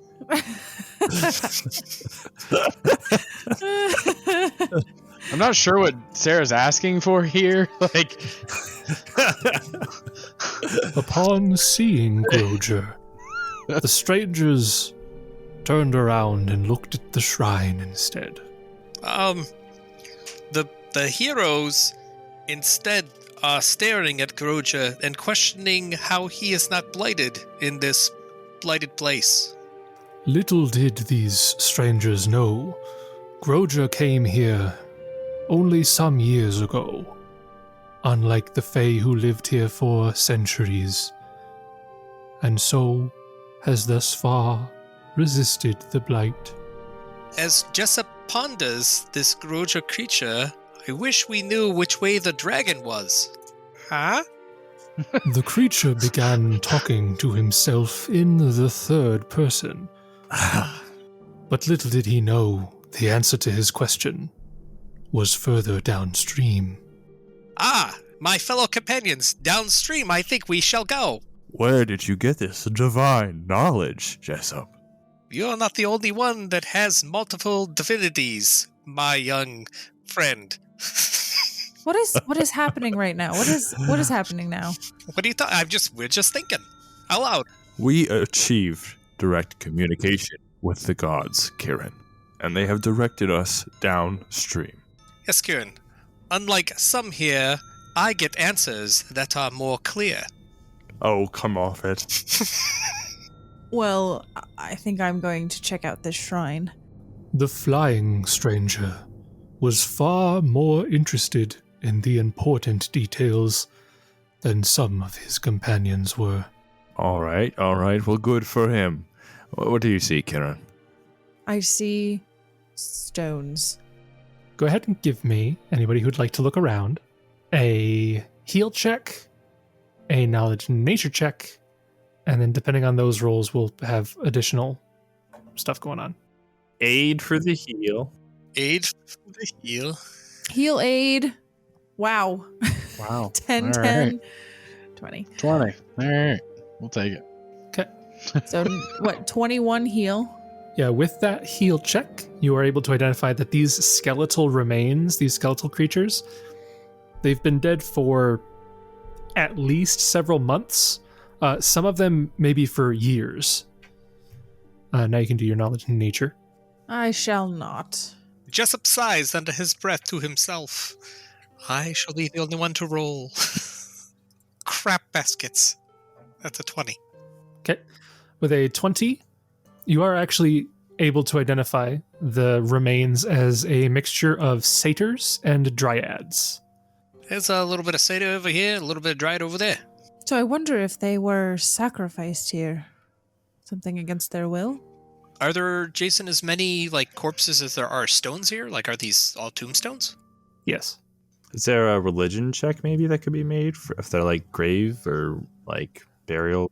There is a knowledge arcana check that you can make. Maybe a knowledge arcana I could not aid because it's trained only. I will aid Kieran. Arcana.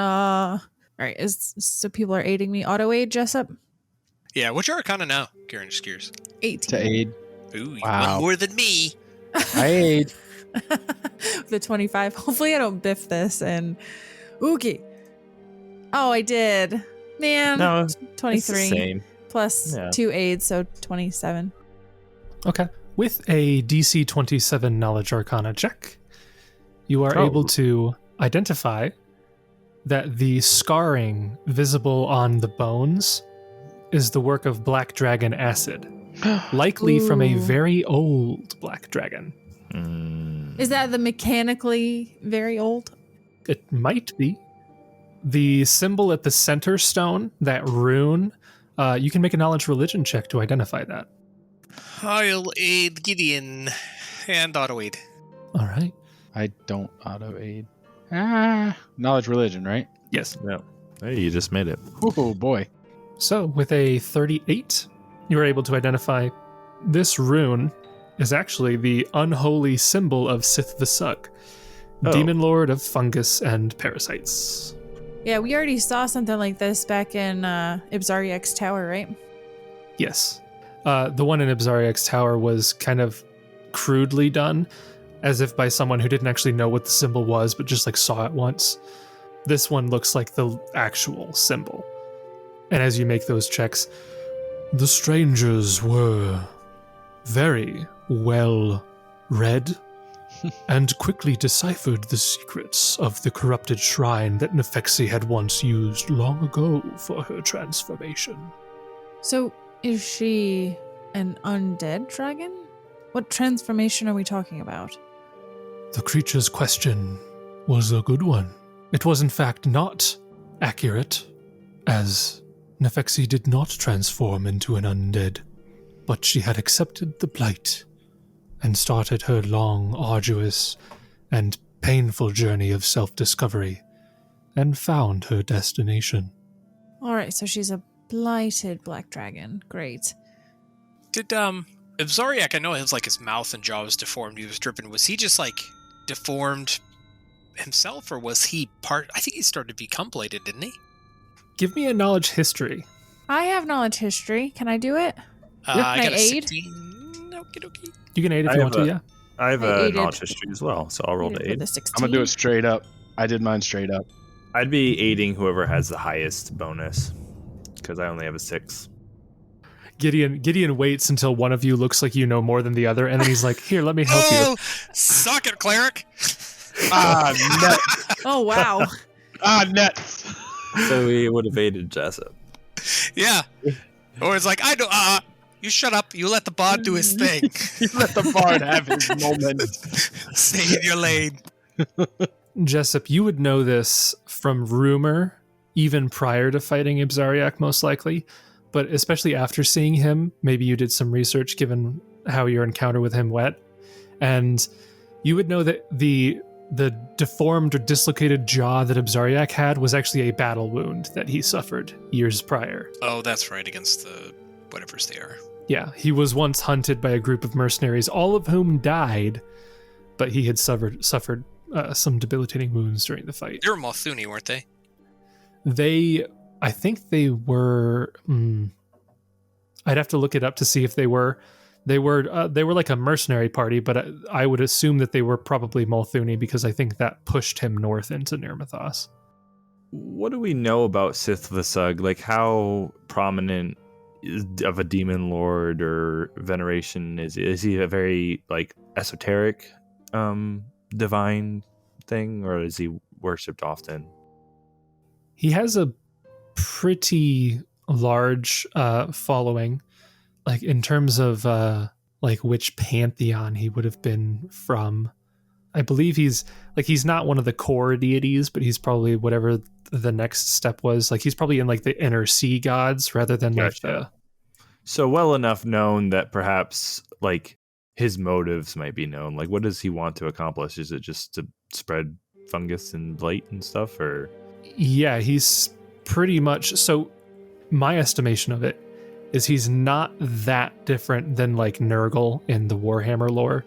Gotcha. He's spreading disease and plague, but he also has like the subdomain of like growth. So, I mean, he is chaotic evil, but yeah. Gotcha. Okay. All right, well, it seems like our path continues downriver. Yeah, to fight an Elder blighted dragon. No biggie. Yeah, we'll definitely want to be prepared for that. So I have some spells to help against acid damage, but dragons can also hit really hard, so I don't really have much to help against that. So was that the information that was important, or does Gideon think that there's more that the caterpillar was trying to have us notice? You look around and you think that you have gleaned all the information within your capabilities to glean here. Mm-hmm. And you can see, like, as you guys are doing that, the Remacera just kind of, like, looks at you and, like, occasionally chimes in with and his guess was correct, and stuff like that. Or sometimes saying you're wrong. Kind of, like, casually giving you answers as though he's not actually doing that. And you think that you've probably found out everything that he had just indicated that you could. All right, then. I think you're right, Kieran. It is time that we press forward. And before the strangers left, Groger, who had grown quite lonely and had not seen an unblighted creature in many years, decided that he would offer these strangers the gift of immortality for a price. Okay, that's What? quite... Wait, what? Okay. Something seems a bit Jessup thinks that suspicious there about might that. be some, strings attached. Oh, all right, gentlemen. I'll have like a little quiet about. Obviously, no one of us are going to accept the cost for this immortality, but Well, we don't know what the price is. I mean, don't speak for me. see, Jessup, my curiosity is getting to me as well. I mean, maybe he just means some protection against the blight. Interested in this proposal, the heroes stop for a moment to hear this offer. Groger had not given terms, but as he thought of the cost, he remembered that the strangers had taken the crown that was in his area. He didn't actually care much about it, but he decided that if they were to leave something of comparable value, he would allow them the gift of immortality. Though they did not know at the time that it would be one bite, and they would be able to, so long as the wound remained, be able to shake off the burden of death. That sounds sketchy. Sense motive! The offer was, in fact, not sketchy at all. It was made in good faith, for Groger was happy to have company once more. How big was the bite? Is it a nibble? Do you see that mouth? Your head will be gone. I was going to say. Groger promised that he would not bite the head. Groger will just take such a nibble. One pinky finger. So with your sense motive and I assume the oratory is a sense motive as well? Yes. You don't feel like there's ill will or any lies going on. Like, you would know that, like, it's probably not like legitimate immortality, but you know that fey creatures and other extraplanar creatures, like, there are plenty of things that could be interpreted as that. Like, maybe a creature that when you die, you are what's the one thing from Tyrant's Grasp? In Tyrant's Grasp, there is a similar kind of situation where if somebody takes the gift and they die for 10 rounds, they're wrapped in a cocoon and then they're affected by a breath of life spell or something like that. There's something funky like that. So you would both know from your knowledges that, like, it's not like this is entirely impossible. And you don't sense that he's, like, trying to sneakily kill you or anything like that. You just think that, you know, if you were to offer him a certain amount of, like, treasure and let him bite you, that, in his words, it seems, as long as the wound remained, you'd be able to shake off death. Does that mean that the wound, should it naturally heal, that effect would end? The guess of the armored one was actually correct. For once the wound was healed, natural or magical, the effect would no longer function, unless bitten again. So if any of us are healed after the fact, it would null it then, correct? Which Groger decided that he would do, but they would have to pay again. Well, so do we want to, donate for some num-nums then, I guess? I mean, No. looking at the image of his mouth, I mean, it would be good against a dragon, but I also don't fancy getting bit by that. That's true, but trust me, Kieran, we've been around enough together. I've seen some pretty bad stuff happen to you. I mean, I think that this is definitely not up to the top of the tier list there of bad things that have happened to Kieran. You lost your whole freaking head. Yeah, and also the rock crabs, that was not a highlight of my life. If you have fastidiousness cast upon yourself, Kieran, will the blood just fall off of you will it not soak into your clothes? I don't think so. It doesn't usually in normal combat. Oh, well then I don't see what you have to lose. Yeah, I mean, it's not the after effects that I'm worried about so much. It's simply the process of getting bitten. The stranger named Kieran did bring a valid point. But then he realized that in the face of death, one bite was hardly a steep price. I'm just interested why it has to be a bite, and why he's so eager to bite us. Groger had said in the past already that he had happy been for company. happy about the company they had brought him. It need not be said multiple times again. No, I heard it the first time, Groger. It's quite, Kieran began speaking to a creature named Groger who was not there. Kieran does the Picard facepalm. So Kieran, how much is this crown worth, I guess? If we're going to donate comparable things? We could donate the statue that we found of the little bug. 18,000 gold for the cat's eye crown. Holy moly. That's a lot. Groger decided to compromise and would accept values equivalent of 3,000 per person. Okay, there we go. It's cheap for immortality. Kieran will give up the headband of alluring charisma +2 that he had to get bitten by the caterpillar. Okay, you put the headband maybe like on one of the stones. Groger kind of goes over to it, and he like flips it onto his head. Wait, this was charisma? Charisma +2. Hold on, Kieran. I think I have something I could donate for us all to be bitten. Groger felt quite handsome in his new headband.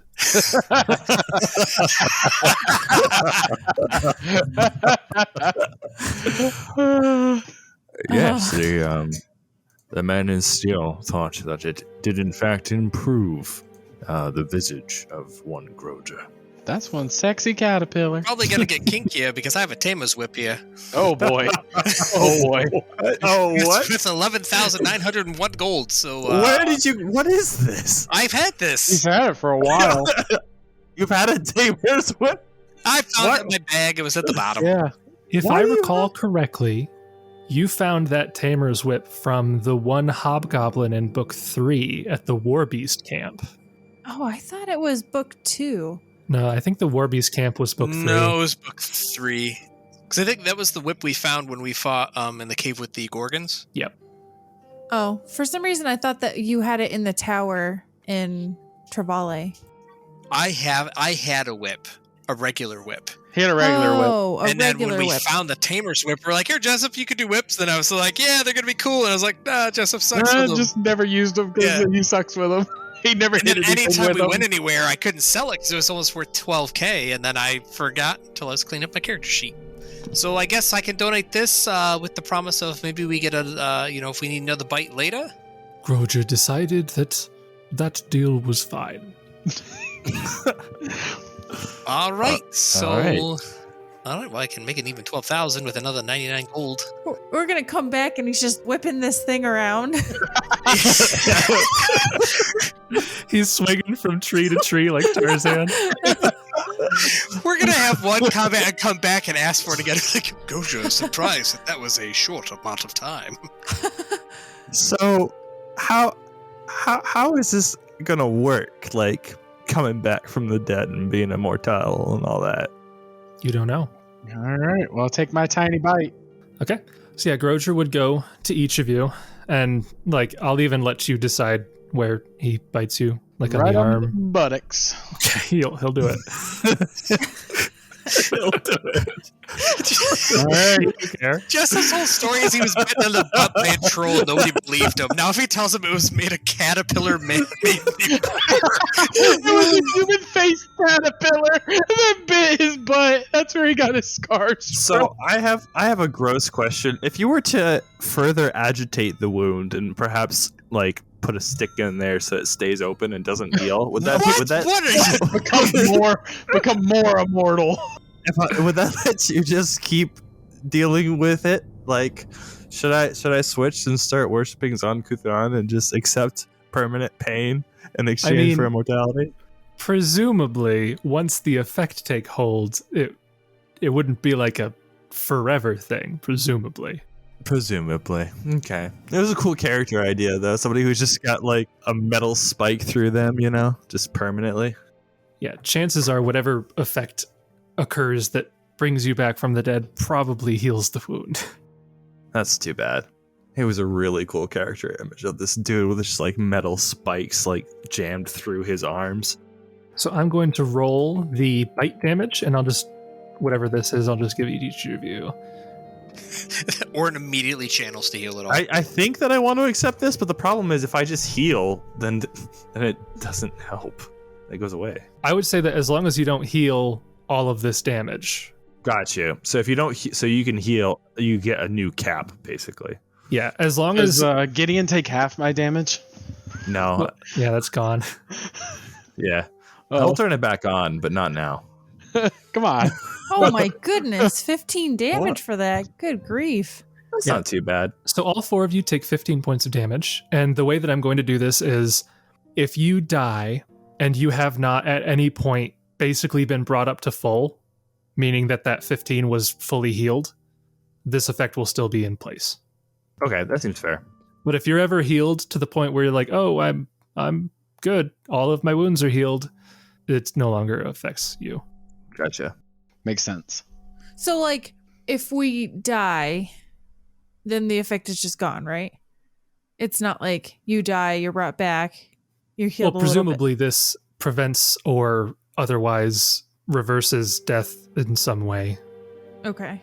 But, like, if it can reverse death multiple times just as long as you're not healed up to that No. 15. No, just once. No, I will say out of game, the effect will remove the actual wound.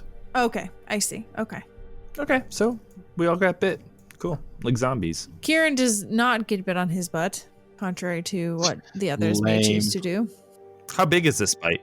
So it's a large-sized creature, so Your arm's off. it's probably like A butt cheek. let's see. It's the size of the bite is probably comparable to like a bear's bite. Wow, you just took off one of my whole butt cheeks. Yeah. You just lost 5 pounds. It's unacceptable. You look so Oh, slim. you're walking kind of funny. Yeah. I'm You off can't sit balance. down all the way. You sit on one half. Man, where do I want to accept permanent pain? Well, Jessup just got a free liposuction, so I'm pretty cool with this. You gotta bite your belly? Yeah, just took it all right off. Belly button and all. Belly button and all. I don't have a belly button anymore. I think Kieran would probably get one on his calf because he'll just fly. He doesn't need to walk. How deep is this bite? Could I just get it in my back? It's 15 points of damage deep. All right, so we'll That's do it. pretty We'll just- deep. It's pretty deep, but we'll just get it in his back. It's got a cool, back tattoo in the shape of a bear bite. It's like a triangle. Did you see that thing's mouth? Yeah, it's terrible. Well, I hope that's going to make us feel better. Yeah, the things we do for power, huh? Is well met. Thank you. Groja hoped that he would see the strangers again, one way or another, for he liked their company. That's ominous. Nice foreshadowing there. I assure you, Groja, if we should return, it will be living. There's no other way to return, As an undead. I guess. Groja hoped that it would be as the living, for the undead are stagnant and are not good company. Maybe we should take this guy back to the fort with us when this is all said and done. Groja decided to stay at his home. He did not want to go away. Gideon will give a knightly bow as he takes his leave. Yeah, as you guys begin to leave this area, you see out of the corner of your eye, he picks up the whip in his mouth, and he kind of jerks his head a little bit, and then he kind of like drops it a bit and says, Groja kind of wished that he had arms. He has tiny feet. Yeah, but Like that's the T-Rex last arms. thing. Yeah, that's the last thing you hear as you walk away. That was fun. I'm guessing that was the interaction that you were most excited for. I've been looking forward to Groja for a long time. That was fun. Wait, we're all done? All right, and now we're going to die. Great. And the end Cool. of Iron Fang Invasion. Oh, nice. Roll credits. Yeah, roll credits. I don't want to fight a dragon, guys. Oh, I do. no. Oh, What? dear. Isn't that Kieran's whole thing? no, dragon Sarah, fighting? Sarah doesn't want to fight a dragon. Kieran Oh. probably does. Sarah is terrified. That was cool. I think he is, for me, he has demoted Herge, and now Groger is my favorite NPC. I like Groja. He's cool. Was he always supposed to be that way, or is that just how you made him? No, that's so. I'll kind of do a little peek behind the curtain here. It says, he observes the actions of any newcomers out loud, sounding initially like an unseen narrator. If spotted or questioned, he continues to pretend he doesn't exist within the story and simply narrates the PCs asked to the sky and the winds and the world itself. Despite his quirks, Groger likes having unblighted visitors and answers questions if they were as if they were asides in a novel, prefacing his answers with phrases like, "Little did these strangers realize." That was cool. That was written well. As soon as I read that, I was like, I really want to do this encounter. When I read that, Also, this is a little bit set up too much like, okay, so here's a buff so you don't die the first time. Here's the boss room. Good luck. Like, it's very much set up pretty straightforward, I feel. So as you guys continue north, you see, although it's sluggish and scummy, the small stream that trickles across the blighted depths here takes on an entirely different, more menacing character. So again, before it was mostly untainted, but here, the further west that you look, pink froth turns into deep crimson ribbons until the entire stream runs red. Paths lead to the south and southeast, while a muddied trail runs alongside the bloodied stream further west. Lovely. There's a river of blood now. Is there anything in this clearing that I see? You can roll a perception check. Perception of a 21. With a 21, you don't see anything of note in the clearing. Okay. I guess I will continue forward then. Okay. Still blind sensing within 30 feet. So it appears there's two directions to go south, right? And then there's a place to the west. Yeah, so there's seems to be two southern openings, and then there's one that's kind of like southwestern. Gideon will recast Shield Other. Do we want to just kind of go clockwise? I suppose so. Process of elimination. I guess. Gideon will look downstream again from here, down this way. Okay. Yeah, again, it looks like the further west it goes, the redder and more crimson and blood-filled this river becomes. You would also notice, as you look down in that direction, on either side of the river itself, further out to like the edge of the map along the river, you begin to see like sticks out of the ground with skulls on them. All right, that definitely seems the way to go.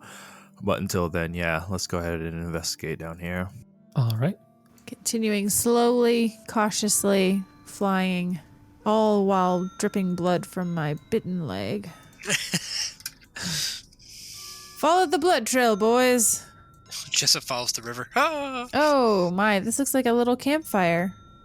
Oh, time for blood. Wait! I smell Iron Fang. Is that what it appears to be, Jason? An abandoned campfire? So it does look like it is some sort of camp. Yeah. You don't see any creatures around it, but the remnants of the fire there do look like they're fairly warm, so somebody was probably here recently. Go ahead and give me a perception check, everybody who wants to do a perception check. 28. Oh my. Justin, Hey, stop rolling natural 20s. You've No! rolled 5 I of them. won't! I won't! Can't stop, won't stop. When we go to fight the dragon, you're gonna like have used all of your subbed 20s for the month. I hope so. So perceptions of 28, 29, 29, and 12. Oh yeah, Wendell can make a perception check too. That was also for Gideon. Look over here. Oh, you were aiding Gideon. Okay, 31. Oh yeah, I never rolled on him. Crap. Wendell is a plus 19. Pretty good. Didn't roll very well though. So none of you hear or see the creatures in the forest surrounding you until the very last moment when a trio of thorns fly out in your directions, and I need initiative from the party. Oh no. Come on, Nat 20. Do it. It's an 8 from Gideon, a 10 from Oran, Kieran has a 10. a 10 from Kieran. I'm slow boy. This is a question. Do you think I would still be energy drained? Has it been 24 hours? It was like middle afternoon, wasn't it? Yeah. So probably not. Okay. So technically mine would be 11 if I'm no longer level drained because of the breath Okay. of life. Okay, yeah. So in the surprise round, these creatures you can see are in the edges of the forest. 3 of them. And they are all going to take a standard action to, let me make sure that this one can do it. Yeah, okay, so all 3 of them can do it. Do they have massive scythes? Oh yeah, I can show you the Are actual these token here. blighted red caps? So that's 1. Okay. It's mantis people. Oh no. And that's the other. Okay, that totally is a red cap. That's totally a red cap. Caterpillar man, come save us. Yeah, so mechanically speaking, all three of them would be wearing a red cap. Oh dear. They're blighted red caps. So, in initiative order, I somehow did it backwards, and blue will be going first. It's going to do a thorn throw at Jessup, who is flat-footed. No, I'm not. Why not? Because I saw him. With your 12 perception. You'd still be flat-footed because you haven't acted in combat yet. No. Are you a divination sub-school wizard? Yes. Okay. Groja gave me a vision. Visions. That is an even 30 against your flat-footed. That would have hit anything. Okay. So, Jessup, you take 16 points of damage as this thorn embeds itself into your side. And give me a fortitude save. 23. So, Jessup, as this thorn embeds into your side, a moment later it transforms into a single burrowing maggot. Oh, crap. And it begins to embed deeper into your flesh. That is that one's turn. Red is going to do a thorn throw against Kieran. So against a flat-footed Kieran, I don't that want is rot grubs. an even 30. Oh yeah. So I need so you take 17 points of damage, Oh my goodness. and I need a fortitude save. All right, fortitude save is a 21. Okay. So just like Jessup, this thorn transforms into a maggot that begins eating away, burrowing deeper into your skin. And the final one will take a shot at Oran.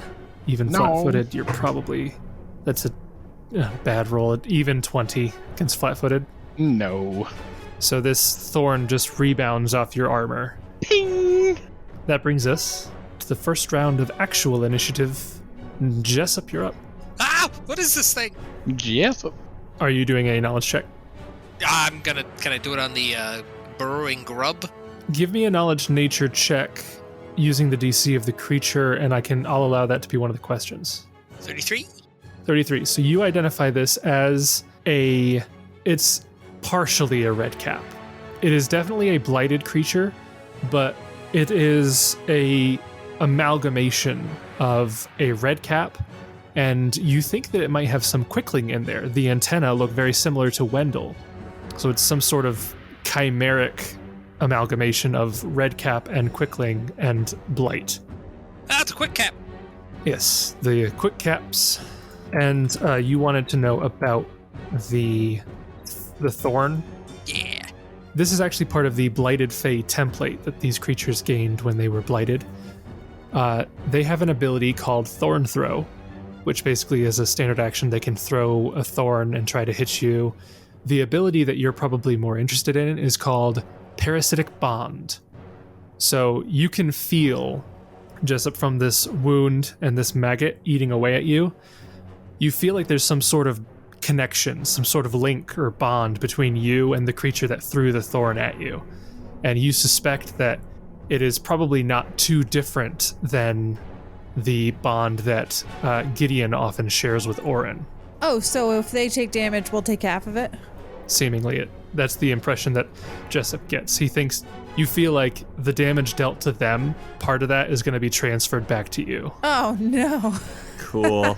I love that. Oh, no. Is there a way to get the grub out? There is a fortitude save to resist the effect, and you know that the effect doesn't last very long. It would be maybe half a minute. Oh, so it's not like the rock grub or anything where we're gonna die. No. From that specifically. So, like, presumably, you think that if you just, like, didn't do anything to them for, like, 5-6 rounds, it probably would just end. They would probably attack you during that time, but... So, those who get hit by the thorns, we're gonna take damage from the ones that threw it at us if we hit them. Did that make sense? Then you'll inspire courage and haste. So which one hit us, Jason? The blue and red one? Blue hit Jessup. Okay. Red hit you. Okay. So here, I will actually do this. So I'll give you a red, and I'll give Jessup a blue. Do they have precise shot? Um, Because they're firing into melee. Do you want that to be one of my pieces of information? Are you claiming that a 26 would have been different than a 30? No, because the 26 was my AC, so. Yeah. All right, so haste, standard action, move action. I guess it really doesn't matter, but oh no, yeah, I'll swift action, start my performance, move action, pull up my bow, Okay. So yeah, you are all hasted and you are all inspired. and then Jessup will 5-foot step back. Okay. After that, we have the creatures who all go together. So this creature with its 80-foot movement speed is gonna run up to Jessup, and it is going to make 2 attacks. One with its scythe and one with its pointed boot. So you're no longer flat-footed. The scythe is a 29. Yep. Oh, and this is technically a sickle, I guess. Okay, sure. You take 18 points of damage from the scythe, and the boot is 11, so that misses. Yep. AC's not that bad. The red one is going to do the same. Move up to Kieran, attack with a scythe and with a boot. The scythe is only a 23. That probably does not hit, but you are still flat-footed, but you said it was 26, so... No, my flat-footed is 23. Oh, okay. Then it does hit. You take 18 points of damage. Ouch. And the boot is a 17, which misses. This one is going to run up to Oran, also scythe boot. 25 probably misses your flat-footed. Correct. That misses. And the boot is no chance of... Oh, natural 19 for 28 on the boot. No. That's sad. Your flat-footed's too high. Kieran, it is your turn. Okay, so boy, because this is the one that's I'm gonna take damage if I damage it, right? Yes. But if I don't damage it, it's just gonna damage me anyway. I wonder if it's all damage. It probably is all damage, isn't it? Because like the shield other spell is all damage except precision damage, or is Nope. it also precision Shield damage? others everything. I thought there was something Except that for didn't bleed go damage. Bleed damage. Okay, maybe that's what I was thinking. And that's something that we added because it didn't make sense. I'm gonna try this. I'm gonna cast a spell defensively, a 4th level spell. So DC 23. Okay. And I will get a +4 on this for concentration. I rolled a 23 and then +4, 27. So combat casting +4. So I'm going to cast Calcific Touch. I don't know if ability damage is part of this, so I will try that and see what happens. So I cast this spell, and then I can deliver it as a... Actually, I may have to wait a turn. Once per round, you may deliver a touch attack. No, usually you can do it in the same round. Okay. Touch attacks normally. Okay, so I will try to touch it with a 20. 20 will touch the creature. Okay, so it just does 1 dexterity damage. Yeah. Okay. And there's no save on that one. It's just you hit and it does the... There's a save for the slow effect. So you do roll a fortitude save to not be slowed. I rolled a 20. Okay, DC 19, so you pass. So you Okay. still take the 1 dex, but you are not slowed. Okay. Takes 1 dex damage. And I will 5-foot step back. Yes. And you don't feel any dex damage to yourself Okay. because it is not hit point damage. Okay, cool. That's my turn. Oran, it is your turn. I guess he'll try and smack the one in front of him. Okay. Go for it. For some smacks. Smackety-doo-day. Okay. And smackety-doo-day. 2 of those will strike your target. Okay. You feel that very little damage was dealt.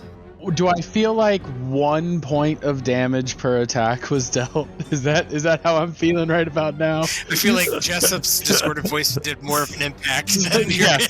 Yeah. Is that what I'm feeling right now? You feel like they are similarly hard to damage to the satyrs. Okay. Yes. Yeah. Yes. All right. All right. That's my turn. That brings us to Gideon. Actually, I want a 5-foot step here. Okay. We're gonna 5-foot step and do non-lethal damage, Okay. which takes a -4 penalty to these rolls. Okay. Yep. Cool. Good. Yeah. Okay. I was just making sure that non-lethal damage functions against DR the same as normal damage, and it does. Oh, I see. So the 35 will hit. There you are. So you do a little bit of non-lethal damage to red. All right. That's it. And yeah, I'm going to say, since the wording says it is not real damage, that it does not go through. That's what I thought was. All right. Top of round 2, we're back to Jessup. Jessup.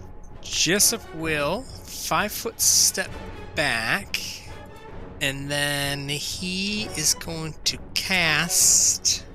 He's going to cast displacement on himself, Ew. and then he will maintain performance. Check that off. So 5-foot step, standard action, cast spell. I don't have a move equivalent that I can think of that I want to do, so that should be the turn. Okay. That brings us to Blackguard B. He is going to step up and full attack Jessup. So the first sickle attack is a 28. Exactly. Okay. So you take...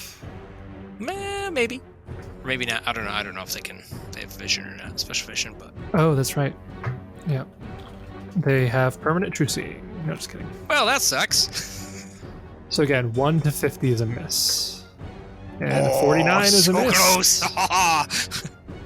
So iterative sickle is a 30. Yep. And 34 is a miss. Yay! And he gets a kick, No. which will miss with a 15. So that's it. Huzzah!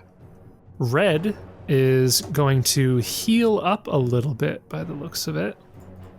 And is going to... Yeah, he doesn't know how hard you hit. So he's going to full attack Gideon, see what happens. 27 is probably going to miss. 22 is going to miss. And a 26 is going to miss. He's going to 5 step here. And then the last guy is going to now flanking attack Oran. So the first sickle attack is a 30 to hit. No, that misses. Okay. Iterative is a 29, which will miss. And the kick is a 27, which will miss. I missed some positioning. Why'd Jessup move up here? So that he was not in range to cast a spell. Oh, that's right. Okay. I specifically moved where I was at so he wouldn't get flanked, and then he puts me right in a flanking position. I tell you, this guy. That brings us to Kieran. Okay, Kieran will 5-foot step and try to touch again. Okay. And I don't know if I have to do the thing again. Yes, you'll have to do a touch attack, and you'll have to do the spell resistance that I forgot last turn. Okay, so touch attack is a 20 again. That will hit. Another natural 3. Cool. All right, so spell resistance this time is only an 18. That will... So this spell does have spell resistance, right? It does. Okay, so that does not affect it this time. Yeah, cool. 2 back-to-back natural 3s. Yep. So that's really That's what you all want that to I see. can do. So that's my turn. That brings us to Oran. I don't like that I'm flanked, so I guess I'll 5-foot step here, and then I got a feeling we're gonna rest after this, so I'm gonna go all out. Destruction Oh no. on the red guy in front of me. Okay. Give me a spell resistance roll. No! Beat a 3. Yeah, you definitely want to beat a 3. Ooh, there we Okay. go. Wow. 33 will get past the spell resistance. So he gets a fortitude save. Yeah, for partial. All right.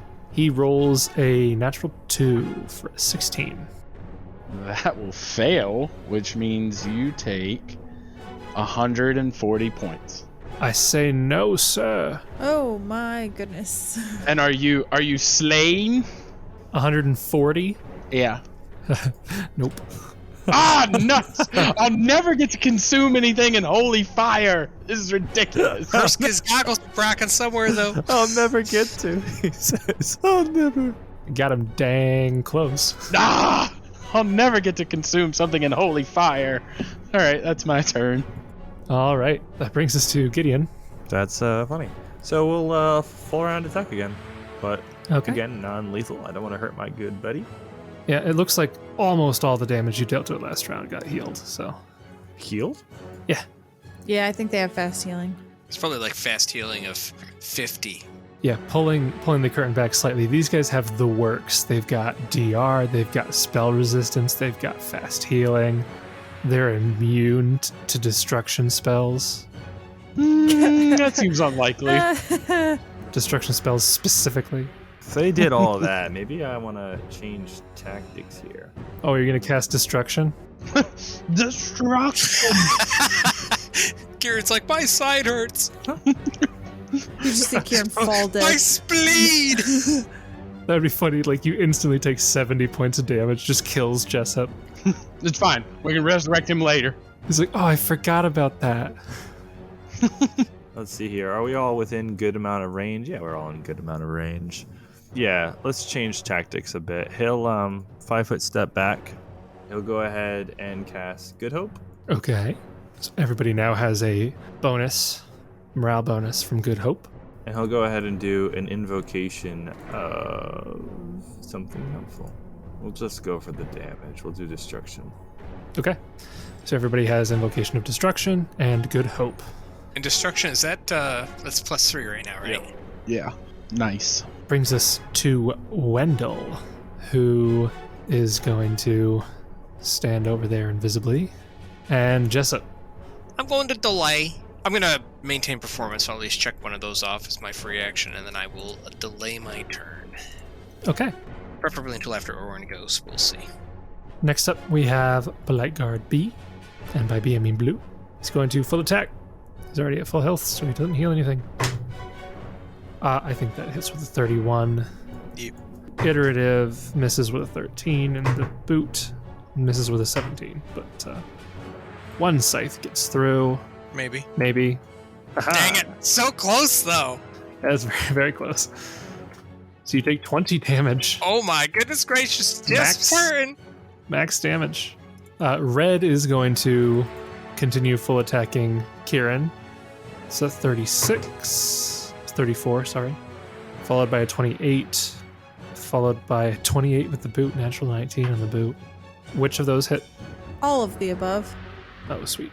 So you take 19, followed by 17, and the boot is actually this almost the same 14. Good grief, I'm down 105 hit points already. And I haven't even done any damage to it. And now it's the last guy's turn. He's going to step up and full attack Oran, Do it. because he wants to take you out. But, Is he going to be able to hit me? he's going to miss with a miss and a miss and Careful, a bud. miss. Talking like that. Rolled a 12, a 4, and a 2 on the die. I'm at a 33 AC currently. But he does heal up. Mm. And that brings us to Kieran. Oh my goodness, I don't know what to do. Guess I'll just do a calcific touch again. Okay. Roll to hit. Okay, a 27 to hit. Yep. With Roll a spell resistance resistance. of 21. 21 will not affect the creature. Oh man. Just kill me already. It'll be less painful than what this is. Working on it. That's my turn. Oran, you're up. I should probably use dictum again, right? Yay! I don't know if that would do anything. Yes, it would. Maybe. It hurt Jessup. It would. I don't know. I'm gonna try hitting it. Okay. Hiya! Oh my. Ooh. Hiya! Hiya! I think he got it. Okay. So the 44 natural 20 will hit. The 28 will unfortunately confirm. Nice. So that deals minus the DR 53 points of damage. It had 14 hit points. Take that. Wait. Oh, wait. Can I? Can I 5-foot step Yeah. and use the other 2 on that you guy? can. All right. Yeah. Oh no! Wait, no! No, I don't want to do that. No, never mind. I don't do that. I don't do that. No. You could do the future ones as non-lethal in theory and just -4 Oh, of those okay. rolls. Yeah, let's do that if that's a thing. Okay. Good job, Oran! I win! Why? Yeah, I think that JC would allow that. Yeah, that's fine. Although I find it so funny that like Oran just forgets. and Oran then- goes out of bloodlust. Whoopsies. Okay. Jessup, did you want to go now that Oran's taken his turn? Yeah, so Jessup will. So I'm gonna 5-foot step. Wait, so the 31 and the 36 hit? Yeah. Okay. I took the damage. Okay. Well, does he need to roll his force? My what? Nah, the discordant voice. Ba, ba, ba, ba. Does that work with non-lethal damage? I don't know. I'd have to read discordant voice. I mean, I can choose just not to, can't I? Yeah, but then you wouldn't take any damage. Wait, is this sort of voice hurt him as well for the? Any damage that the Blight Guard takes, he'll take. So if he does discordant voice to damage it, he'll take half Yeah. of that. Yeah, no, Jessup's Huh. good. Jessup will 5-foot step back, move action, pull potion out of his bag of holding, and then kind of drink it this turn? 5-foot step, move action to pull it out of a bag of holding? Yes. No, it is a handy haversack that lets you take something out as a move action. Okay. But you could draw it out and be ready for next turn. Yeah, so I'll just pull out one of my Cure Serious potions. Okay. I will drop you right after Oran, and then Gideon, you'd be next. Okay. If that's the case, I'll 5-foot step and full round attack with the -4 penalty in there for non-lethal. Okay. Wow. Those will both miss. Oh my God. And the natural one It's over. also misses. Over. Oh, I was going to do Discordant too. Shame. All right. So that's it. And it is their turns. So Blue will heal up a little bit. And Blue is going to step here. And he's going to try to cleave both of you. Oh. So starting with Jessup, natural 1, so that didn't do anything. Yay. And he doesn't get the second part of cleave unless he hits with the first part, so it doesn't work. The red will also try to cleave. It'll work this time. So against Kieran, that is a 27. That's my AC. Oh, I thought it was 28. Okay, I'll take it. No. I'll take it. So against the sickle, you take 18 points of damage, and the cleave continues into Gideon with a natural 1, and it misses. That's his turn. And it is Kieran's turn. So I've kind of just accepted that my role in this party is just to be an HP sponge.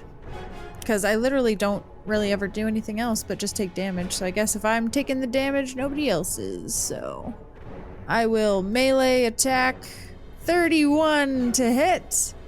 And 31 against spell resistance. That'll go through. And you'll take, get ready, 4 dexterity damage. Okay, yeah. And roll me a That- fortitude save.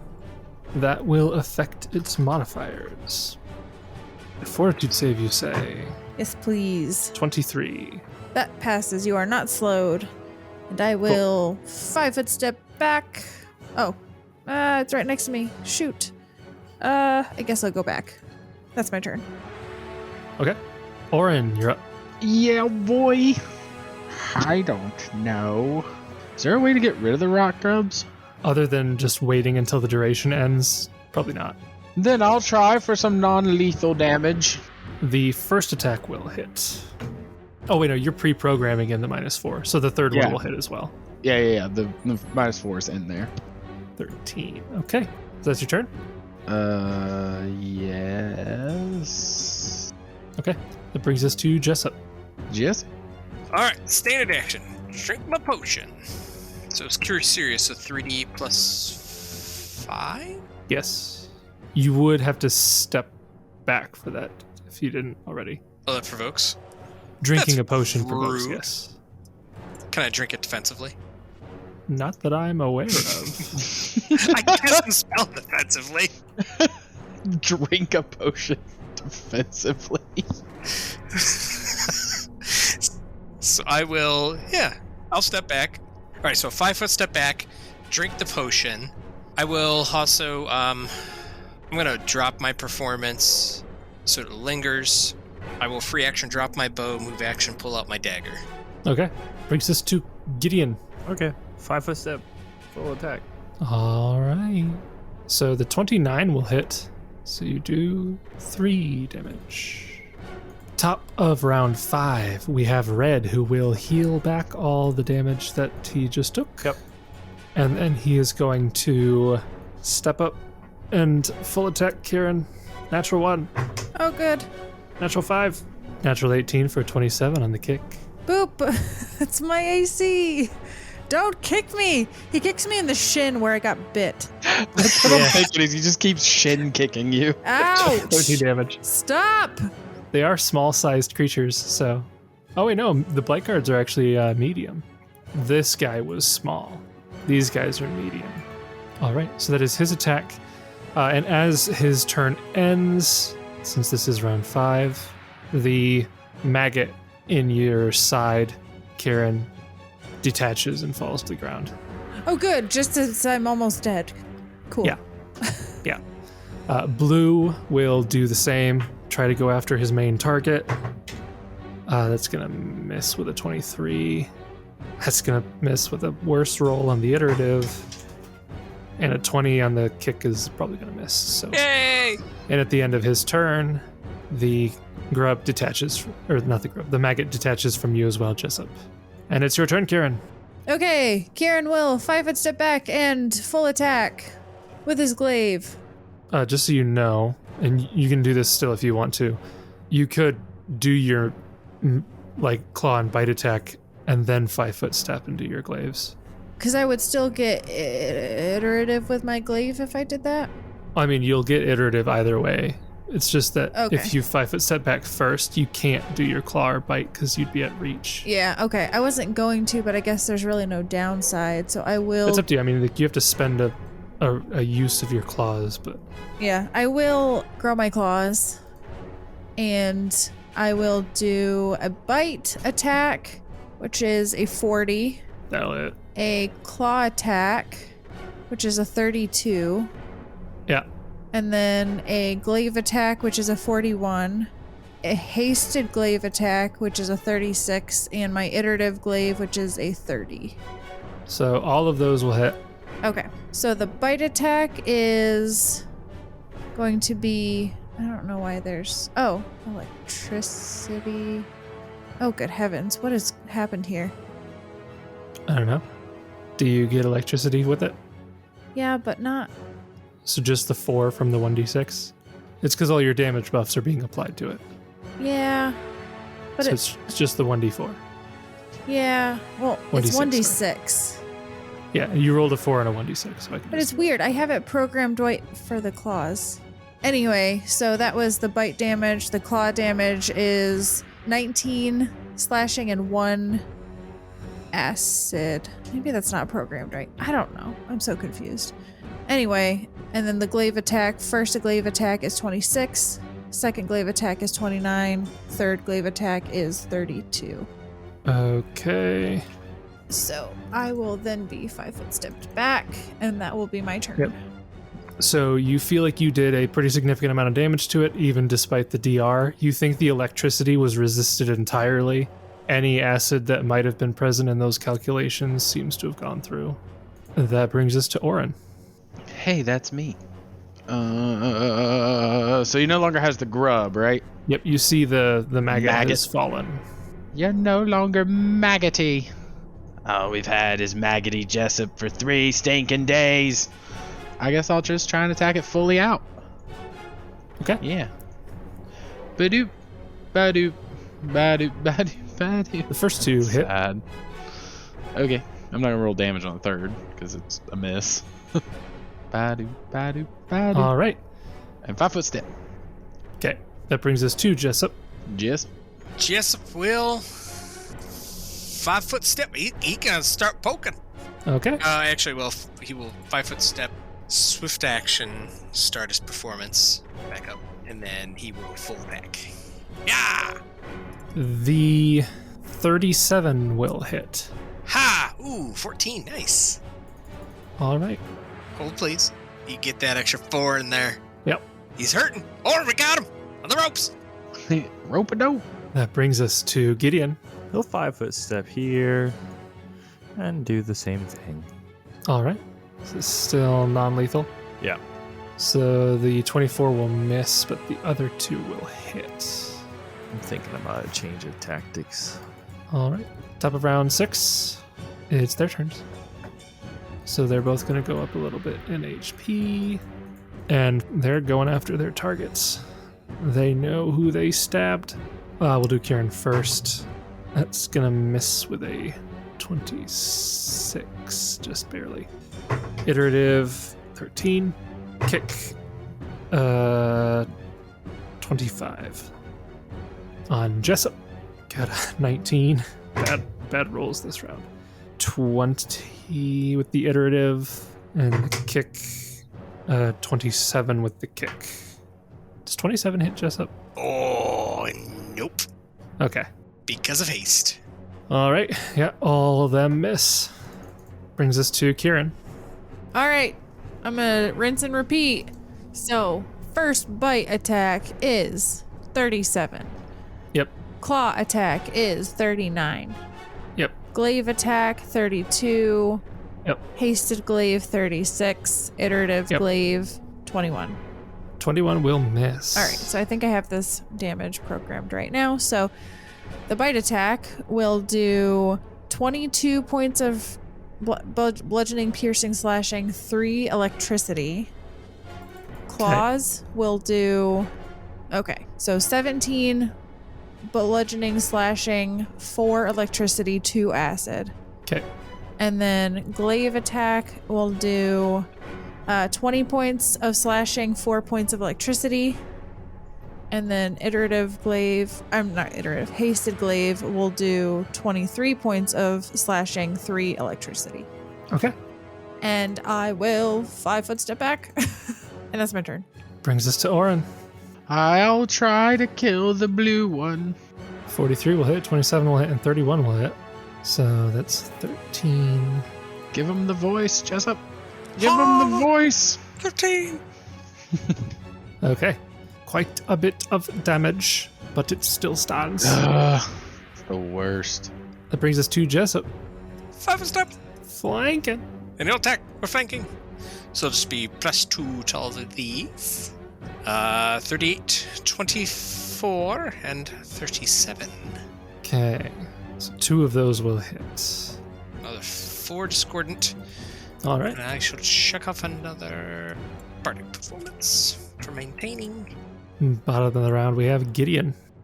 So, seeing that Kieran wailed into him, he's going to follow suit. And I'm not going to 2-weapon fight, though. I am going to try to trip him. And then if I succeed in tripping him, the subsequent attacks will just be regular. Okay. Do you have improved trip? No. So it will provoke. And if I fail by 10 or more, I fall prone instead. So, All right. do you want to take your attack? So he will make his attack roll to provoke. Yeah, go ahead. That is a 30. Nope. Okay. So he shakes that off, and in this case, I'm going to roll my hasted attack first. I'm assuming that misses. Does it fail by 10 or more against his CMD? It definitely fails. It does not fail by 10 or more. Okay. Then it will be 2 more, like I said before, trip, and if success, an attack.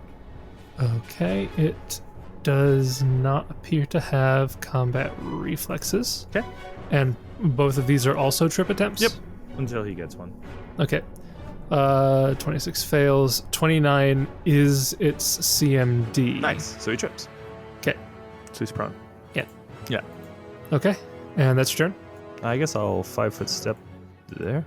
All right. Top of the round, we have Red, who's going to stand up. Which will provoke, and I guess I'll just take an attack. 41. That'll hit. 12, so 2 points of damage. Okay. He'll only heal 3 this turn. Oh, he takes 5. And then he'll, I guess, attack you. He misses. That's his turn. Blue is going to full attack Jessup. Natural 2 is going to miss. Natural 20 will hit No, maybe. with a natural 1 to confirm, but does it still hit? It does hit. Grab basket. So you take 16 points damage. The kick misses. That brings us to Kieran. Okay. 5 foot step. Try to put him down. Okay. You would First. attack first with the other thing. Yes, right? I would. Opposite of what I was doing before. So, glaive attack, 40. Hasted glaive, 36. Iterative glaive, 29. Yep. Okay, then 5 foot step up. And bite attack is 27. Claw attack is 22. That's a natural 1. Okay, so 4 out of 5 looks like. So glaive attack number 1 is 25 damage, and I'm sorry, 21. Excuse me, 21 damage, slashing, 4 electricity. Second glaive is 23 slashing, 2 electricity. Third glaive attack is 25 slashing, 6 electricity, and the bite attack is 21 BPS, 5 electricity. I'm sorry, 19 and 5. All right. That was 4 hits in total, right? Yes. Ugh. 9. Oh, I'm doing really bad. 9 voice damage. So he definitely goes down. He was right on the edge of consciousness there, and that string of attacks definitely puts him over. One thing that I did forget, because I read this and didn't think it would actually come up, but it did, and I forgot about it. Can you give me, I'm going to say 3 fortitude saves? Okay, fortitude save number 1, 21, 27, natural 20 for 34. Okay. So 1 fail. So I forgot that these creatures had tainted blood. I just didn't think it was going to come up because I didn't realize that. I forgot about your bite attacks, basically. Because it says any creature that deals damage with a bite attack against a blighted face, swallows 1 whole, or otherwise ingests part of it, must make a fortitude save or take 1 point of strength damage and 1 point of dexterity damage. Ouch, my strength. Okay, so mechanically nothing yet. Mechanically nothing. Kieran spits it to the side because it tastes disgusting. It definitely does. That is your turn. Brings us to Oran, and there's 1 left. I want to kill him. 28 will hit, 26 will hit. Do you have flanking on? I do not, so it's technically a 25. Okay, that'll hit. Oh, okay.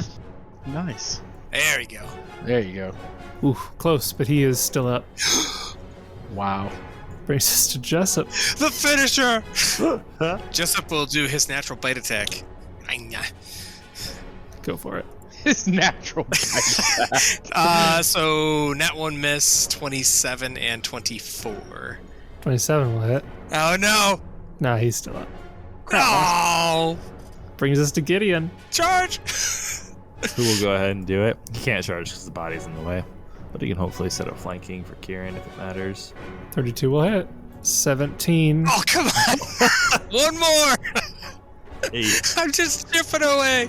17 brings it to 0. Oh, yeah! Wait, the DR though? 1 brings it to -1.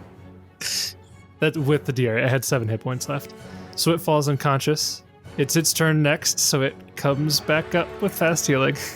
But it's prone. And it tries to hit Jessup from prone because it can't stand up without getting hit by a bunch of stuff. So with a -4, natural 20. Oh, no. To confirm a natural 4, so it does not confirm, and it's got to roll the displacement still. 94, so it does get Man, 3 you're though. getting higher every roll. I know. So you do still take 14 points of damage, but then it would be Kieran's turn. It doesn't get more attacks. I guess it would still get a full attack, but the natural 1 will miss, and the natural 2 will miss, so that's it. All right, well, I gave it a chance. You can full attack from there with your glaive, just not with your... I was thinking of doing that. So, first glaive attack, 40. Yep. Hasted glaive, 37. Iterative Yep. glaive, 28. Yep. So, first attack, 21 slashing, 1 electricity. followed by 26 slashing, 2 electricity, followed by 28 slashing, 1 electricity. And he goes down. And Jessup yells at him to stop hitting him for 9 more. Yep. We'll He's down further. coup de grace them and take their heads off. Yeah. And we will end this session with you brutally decapitating the quick caps. And we'll pick it up next week with you guys in this now empty campsite.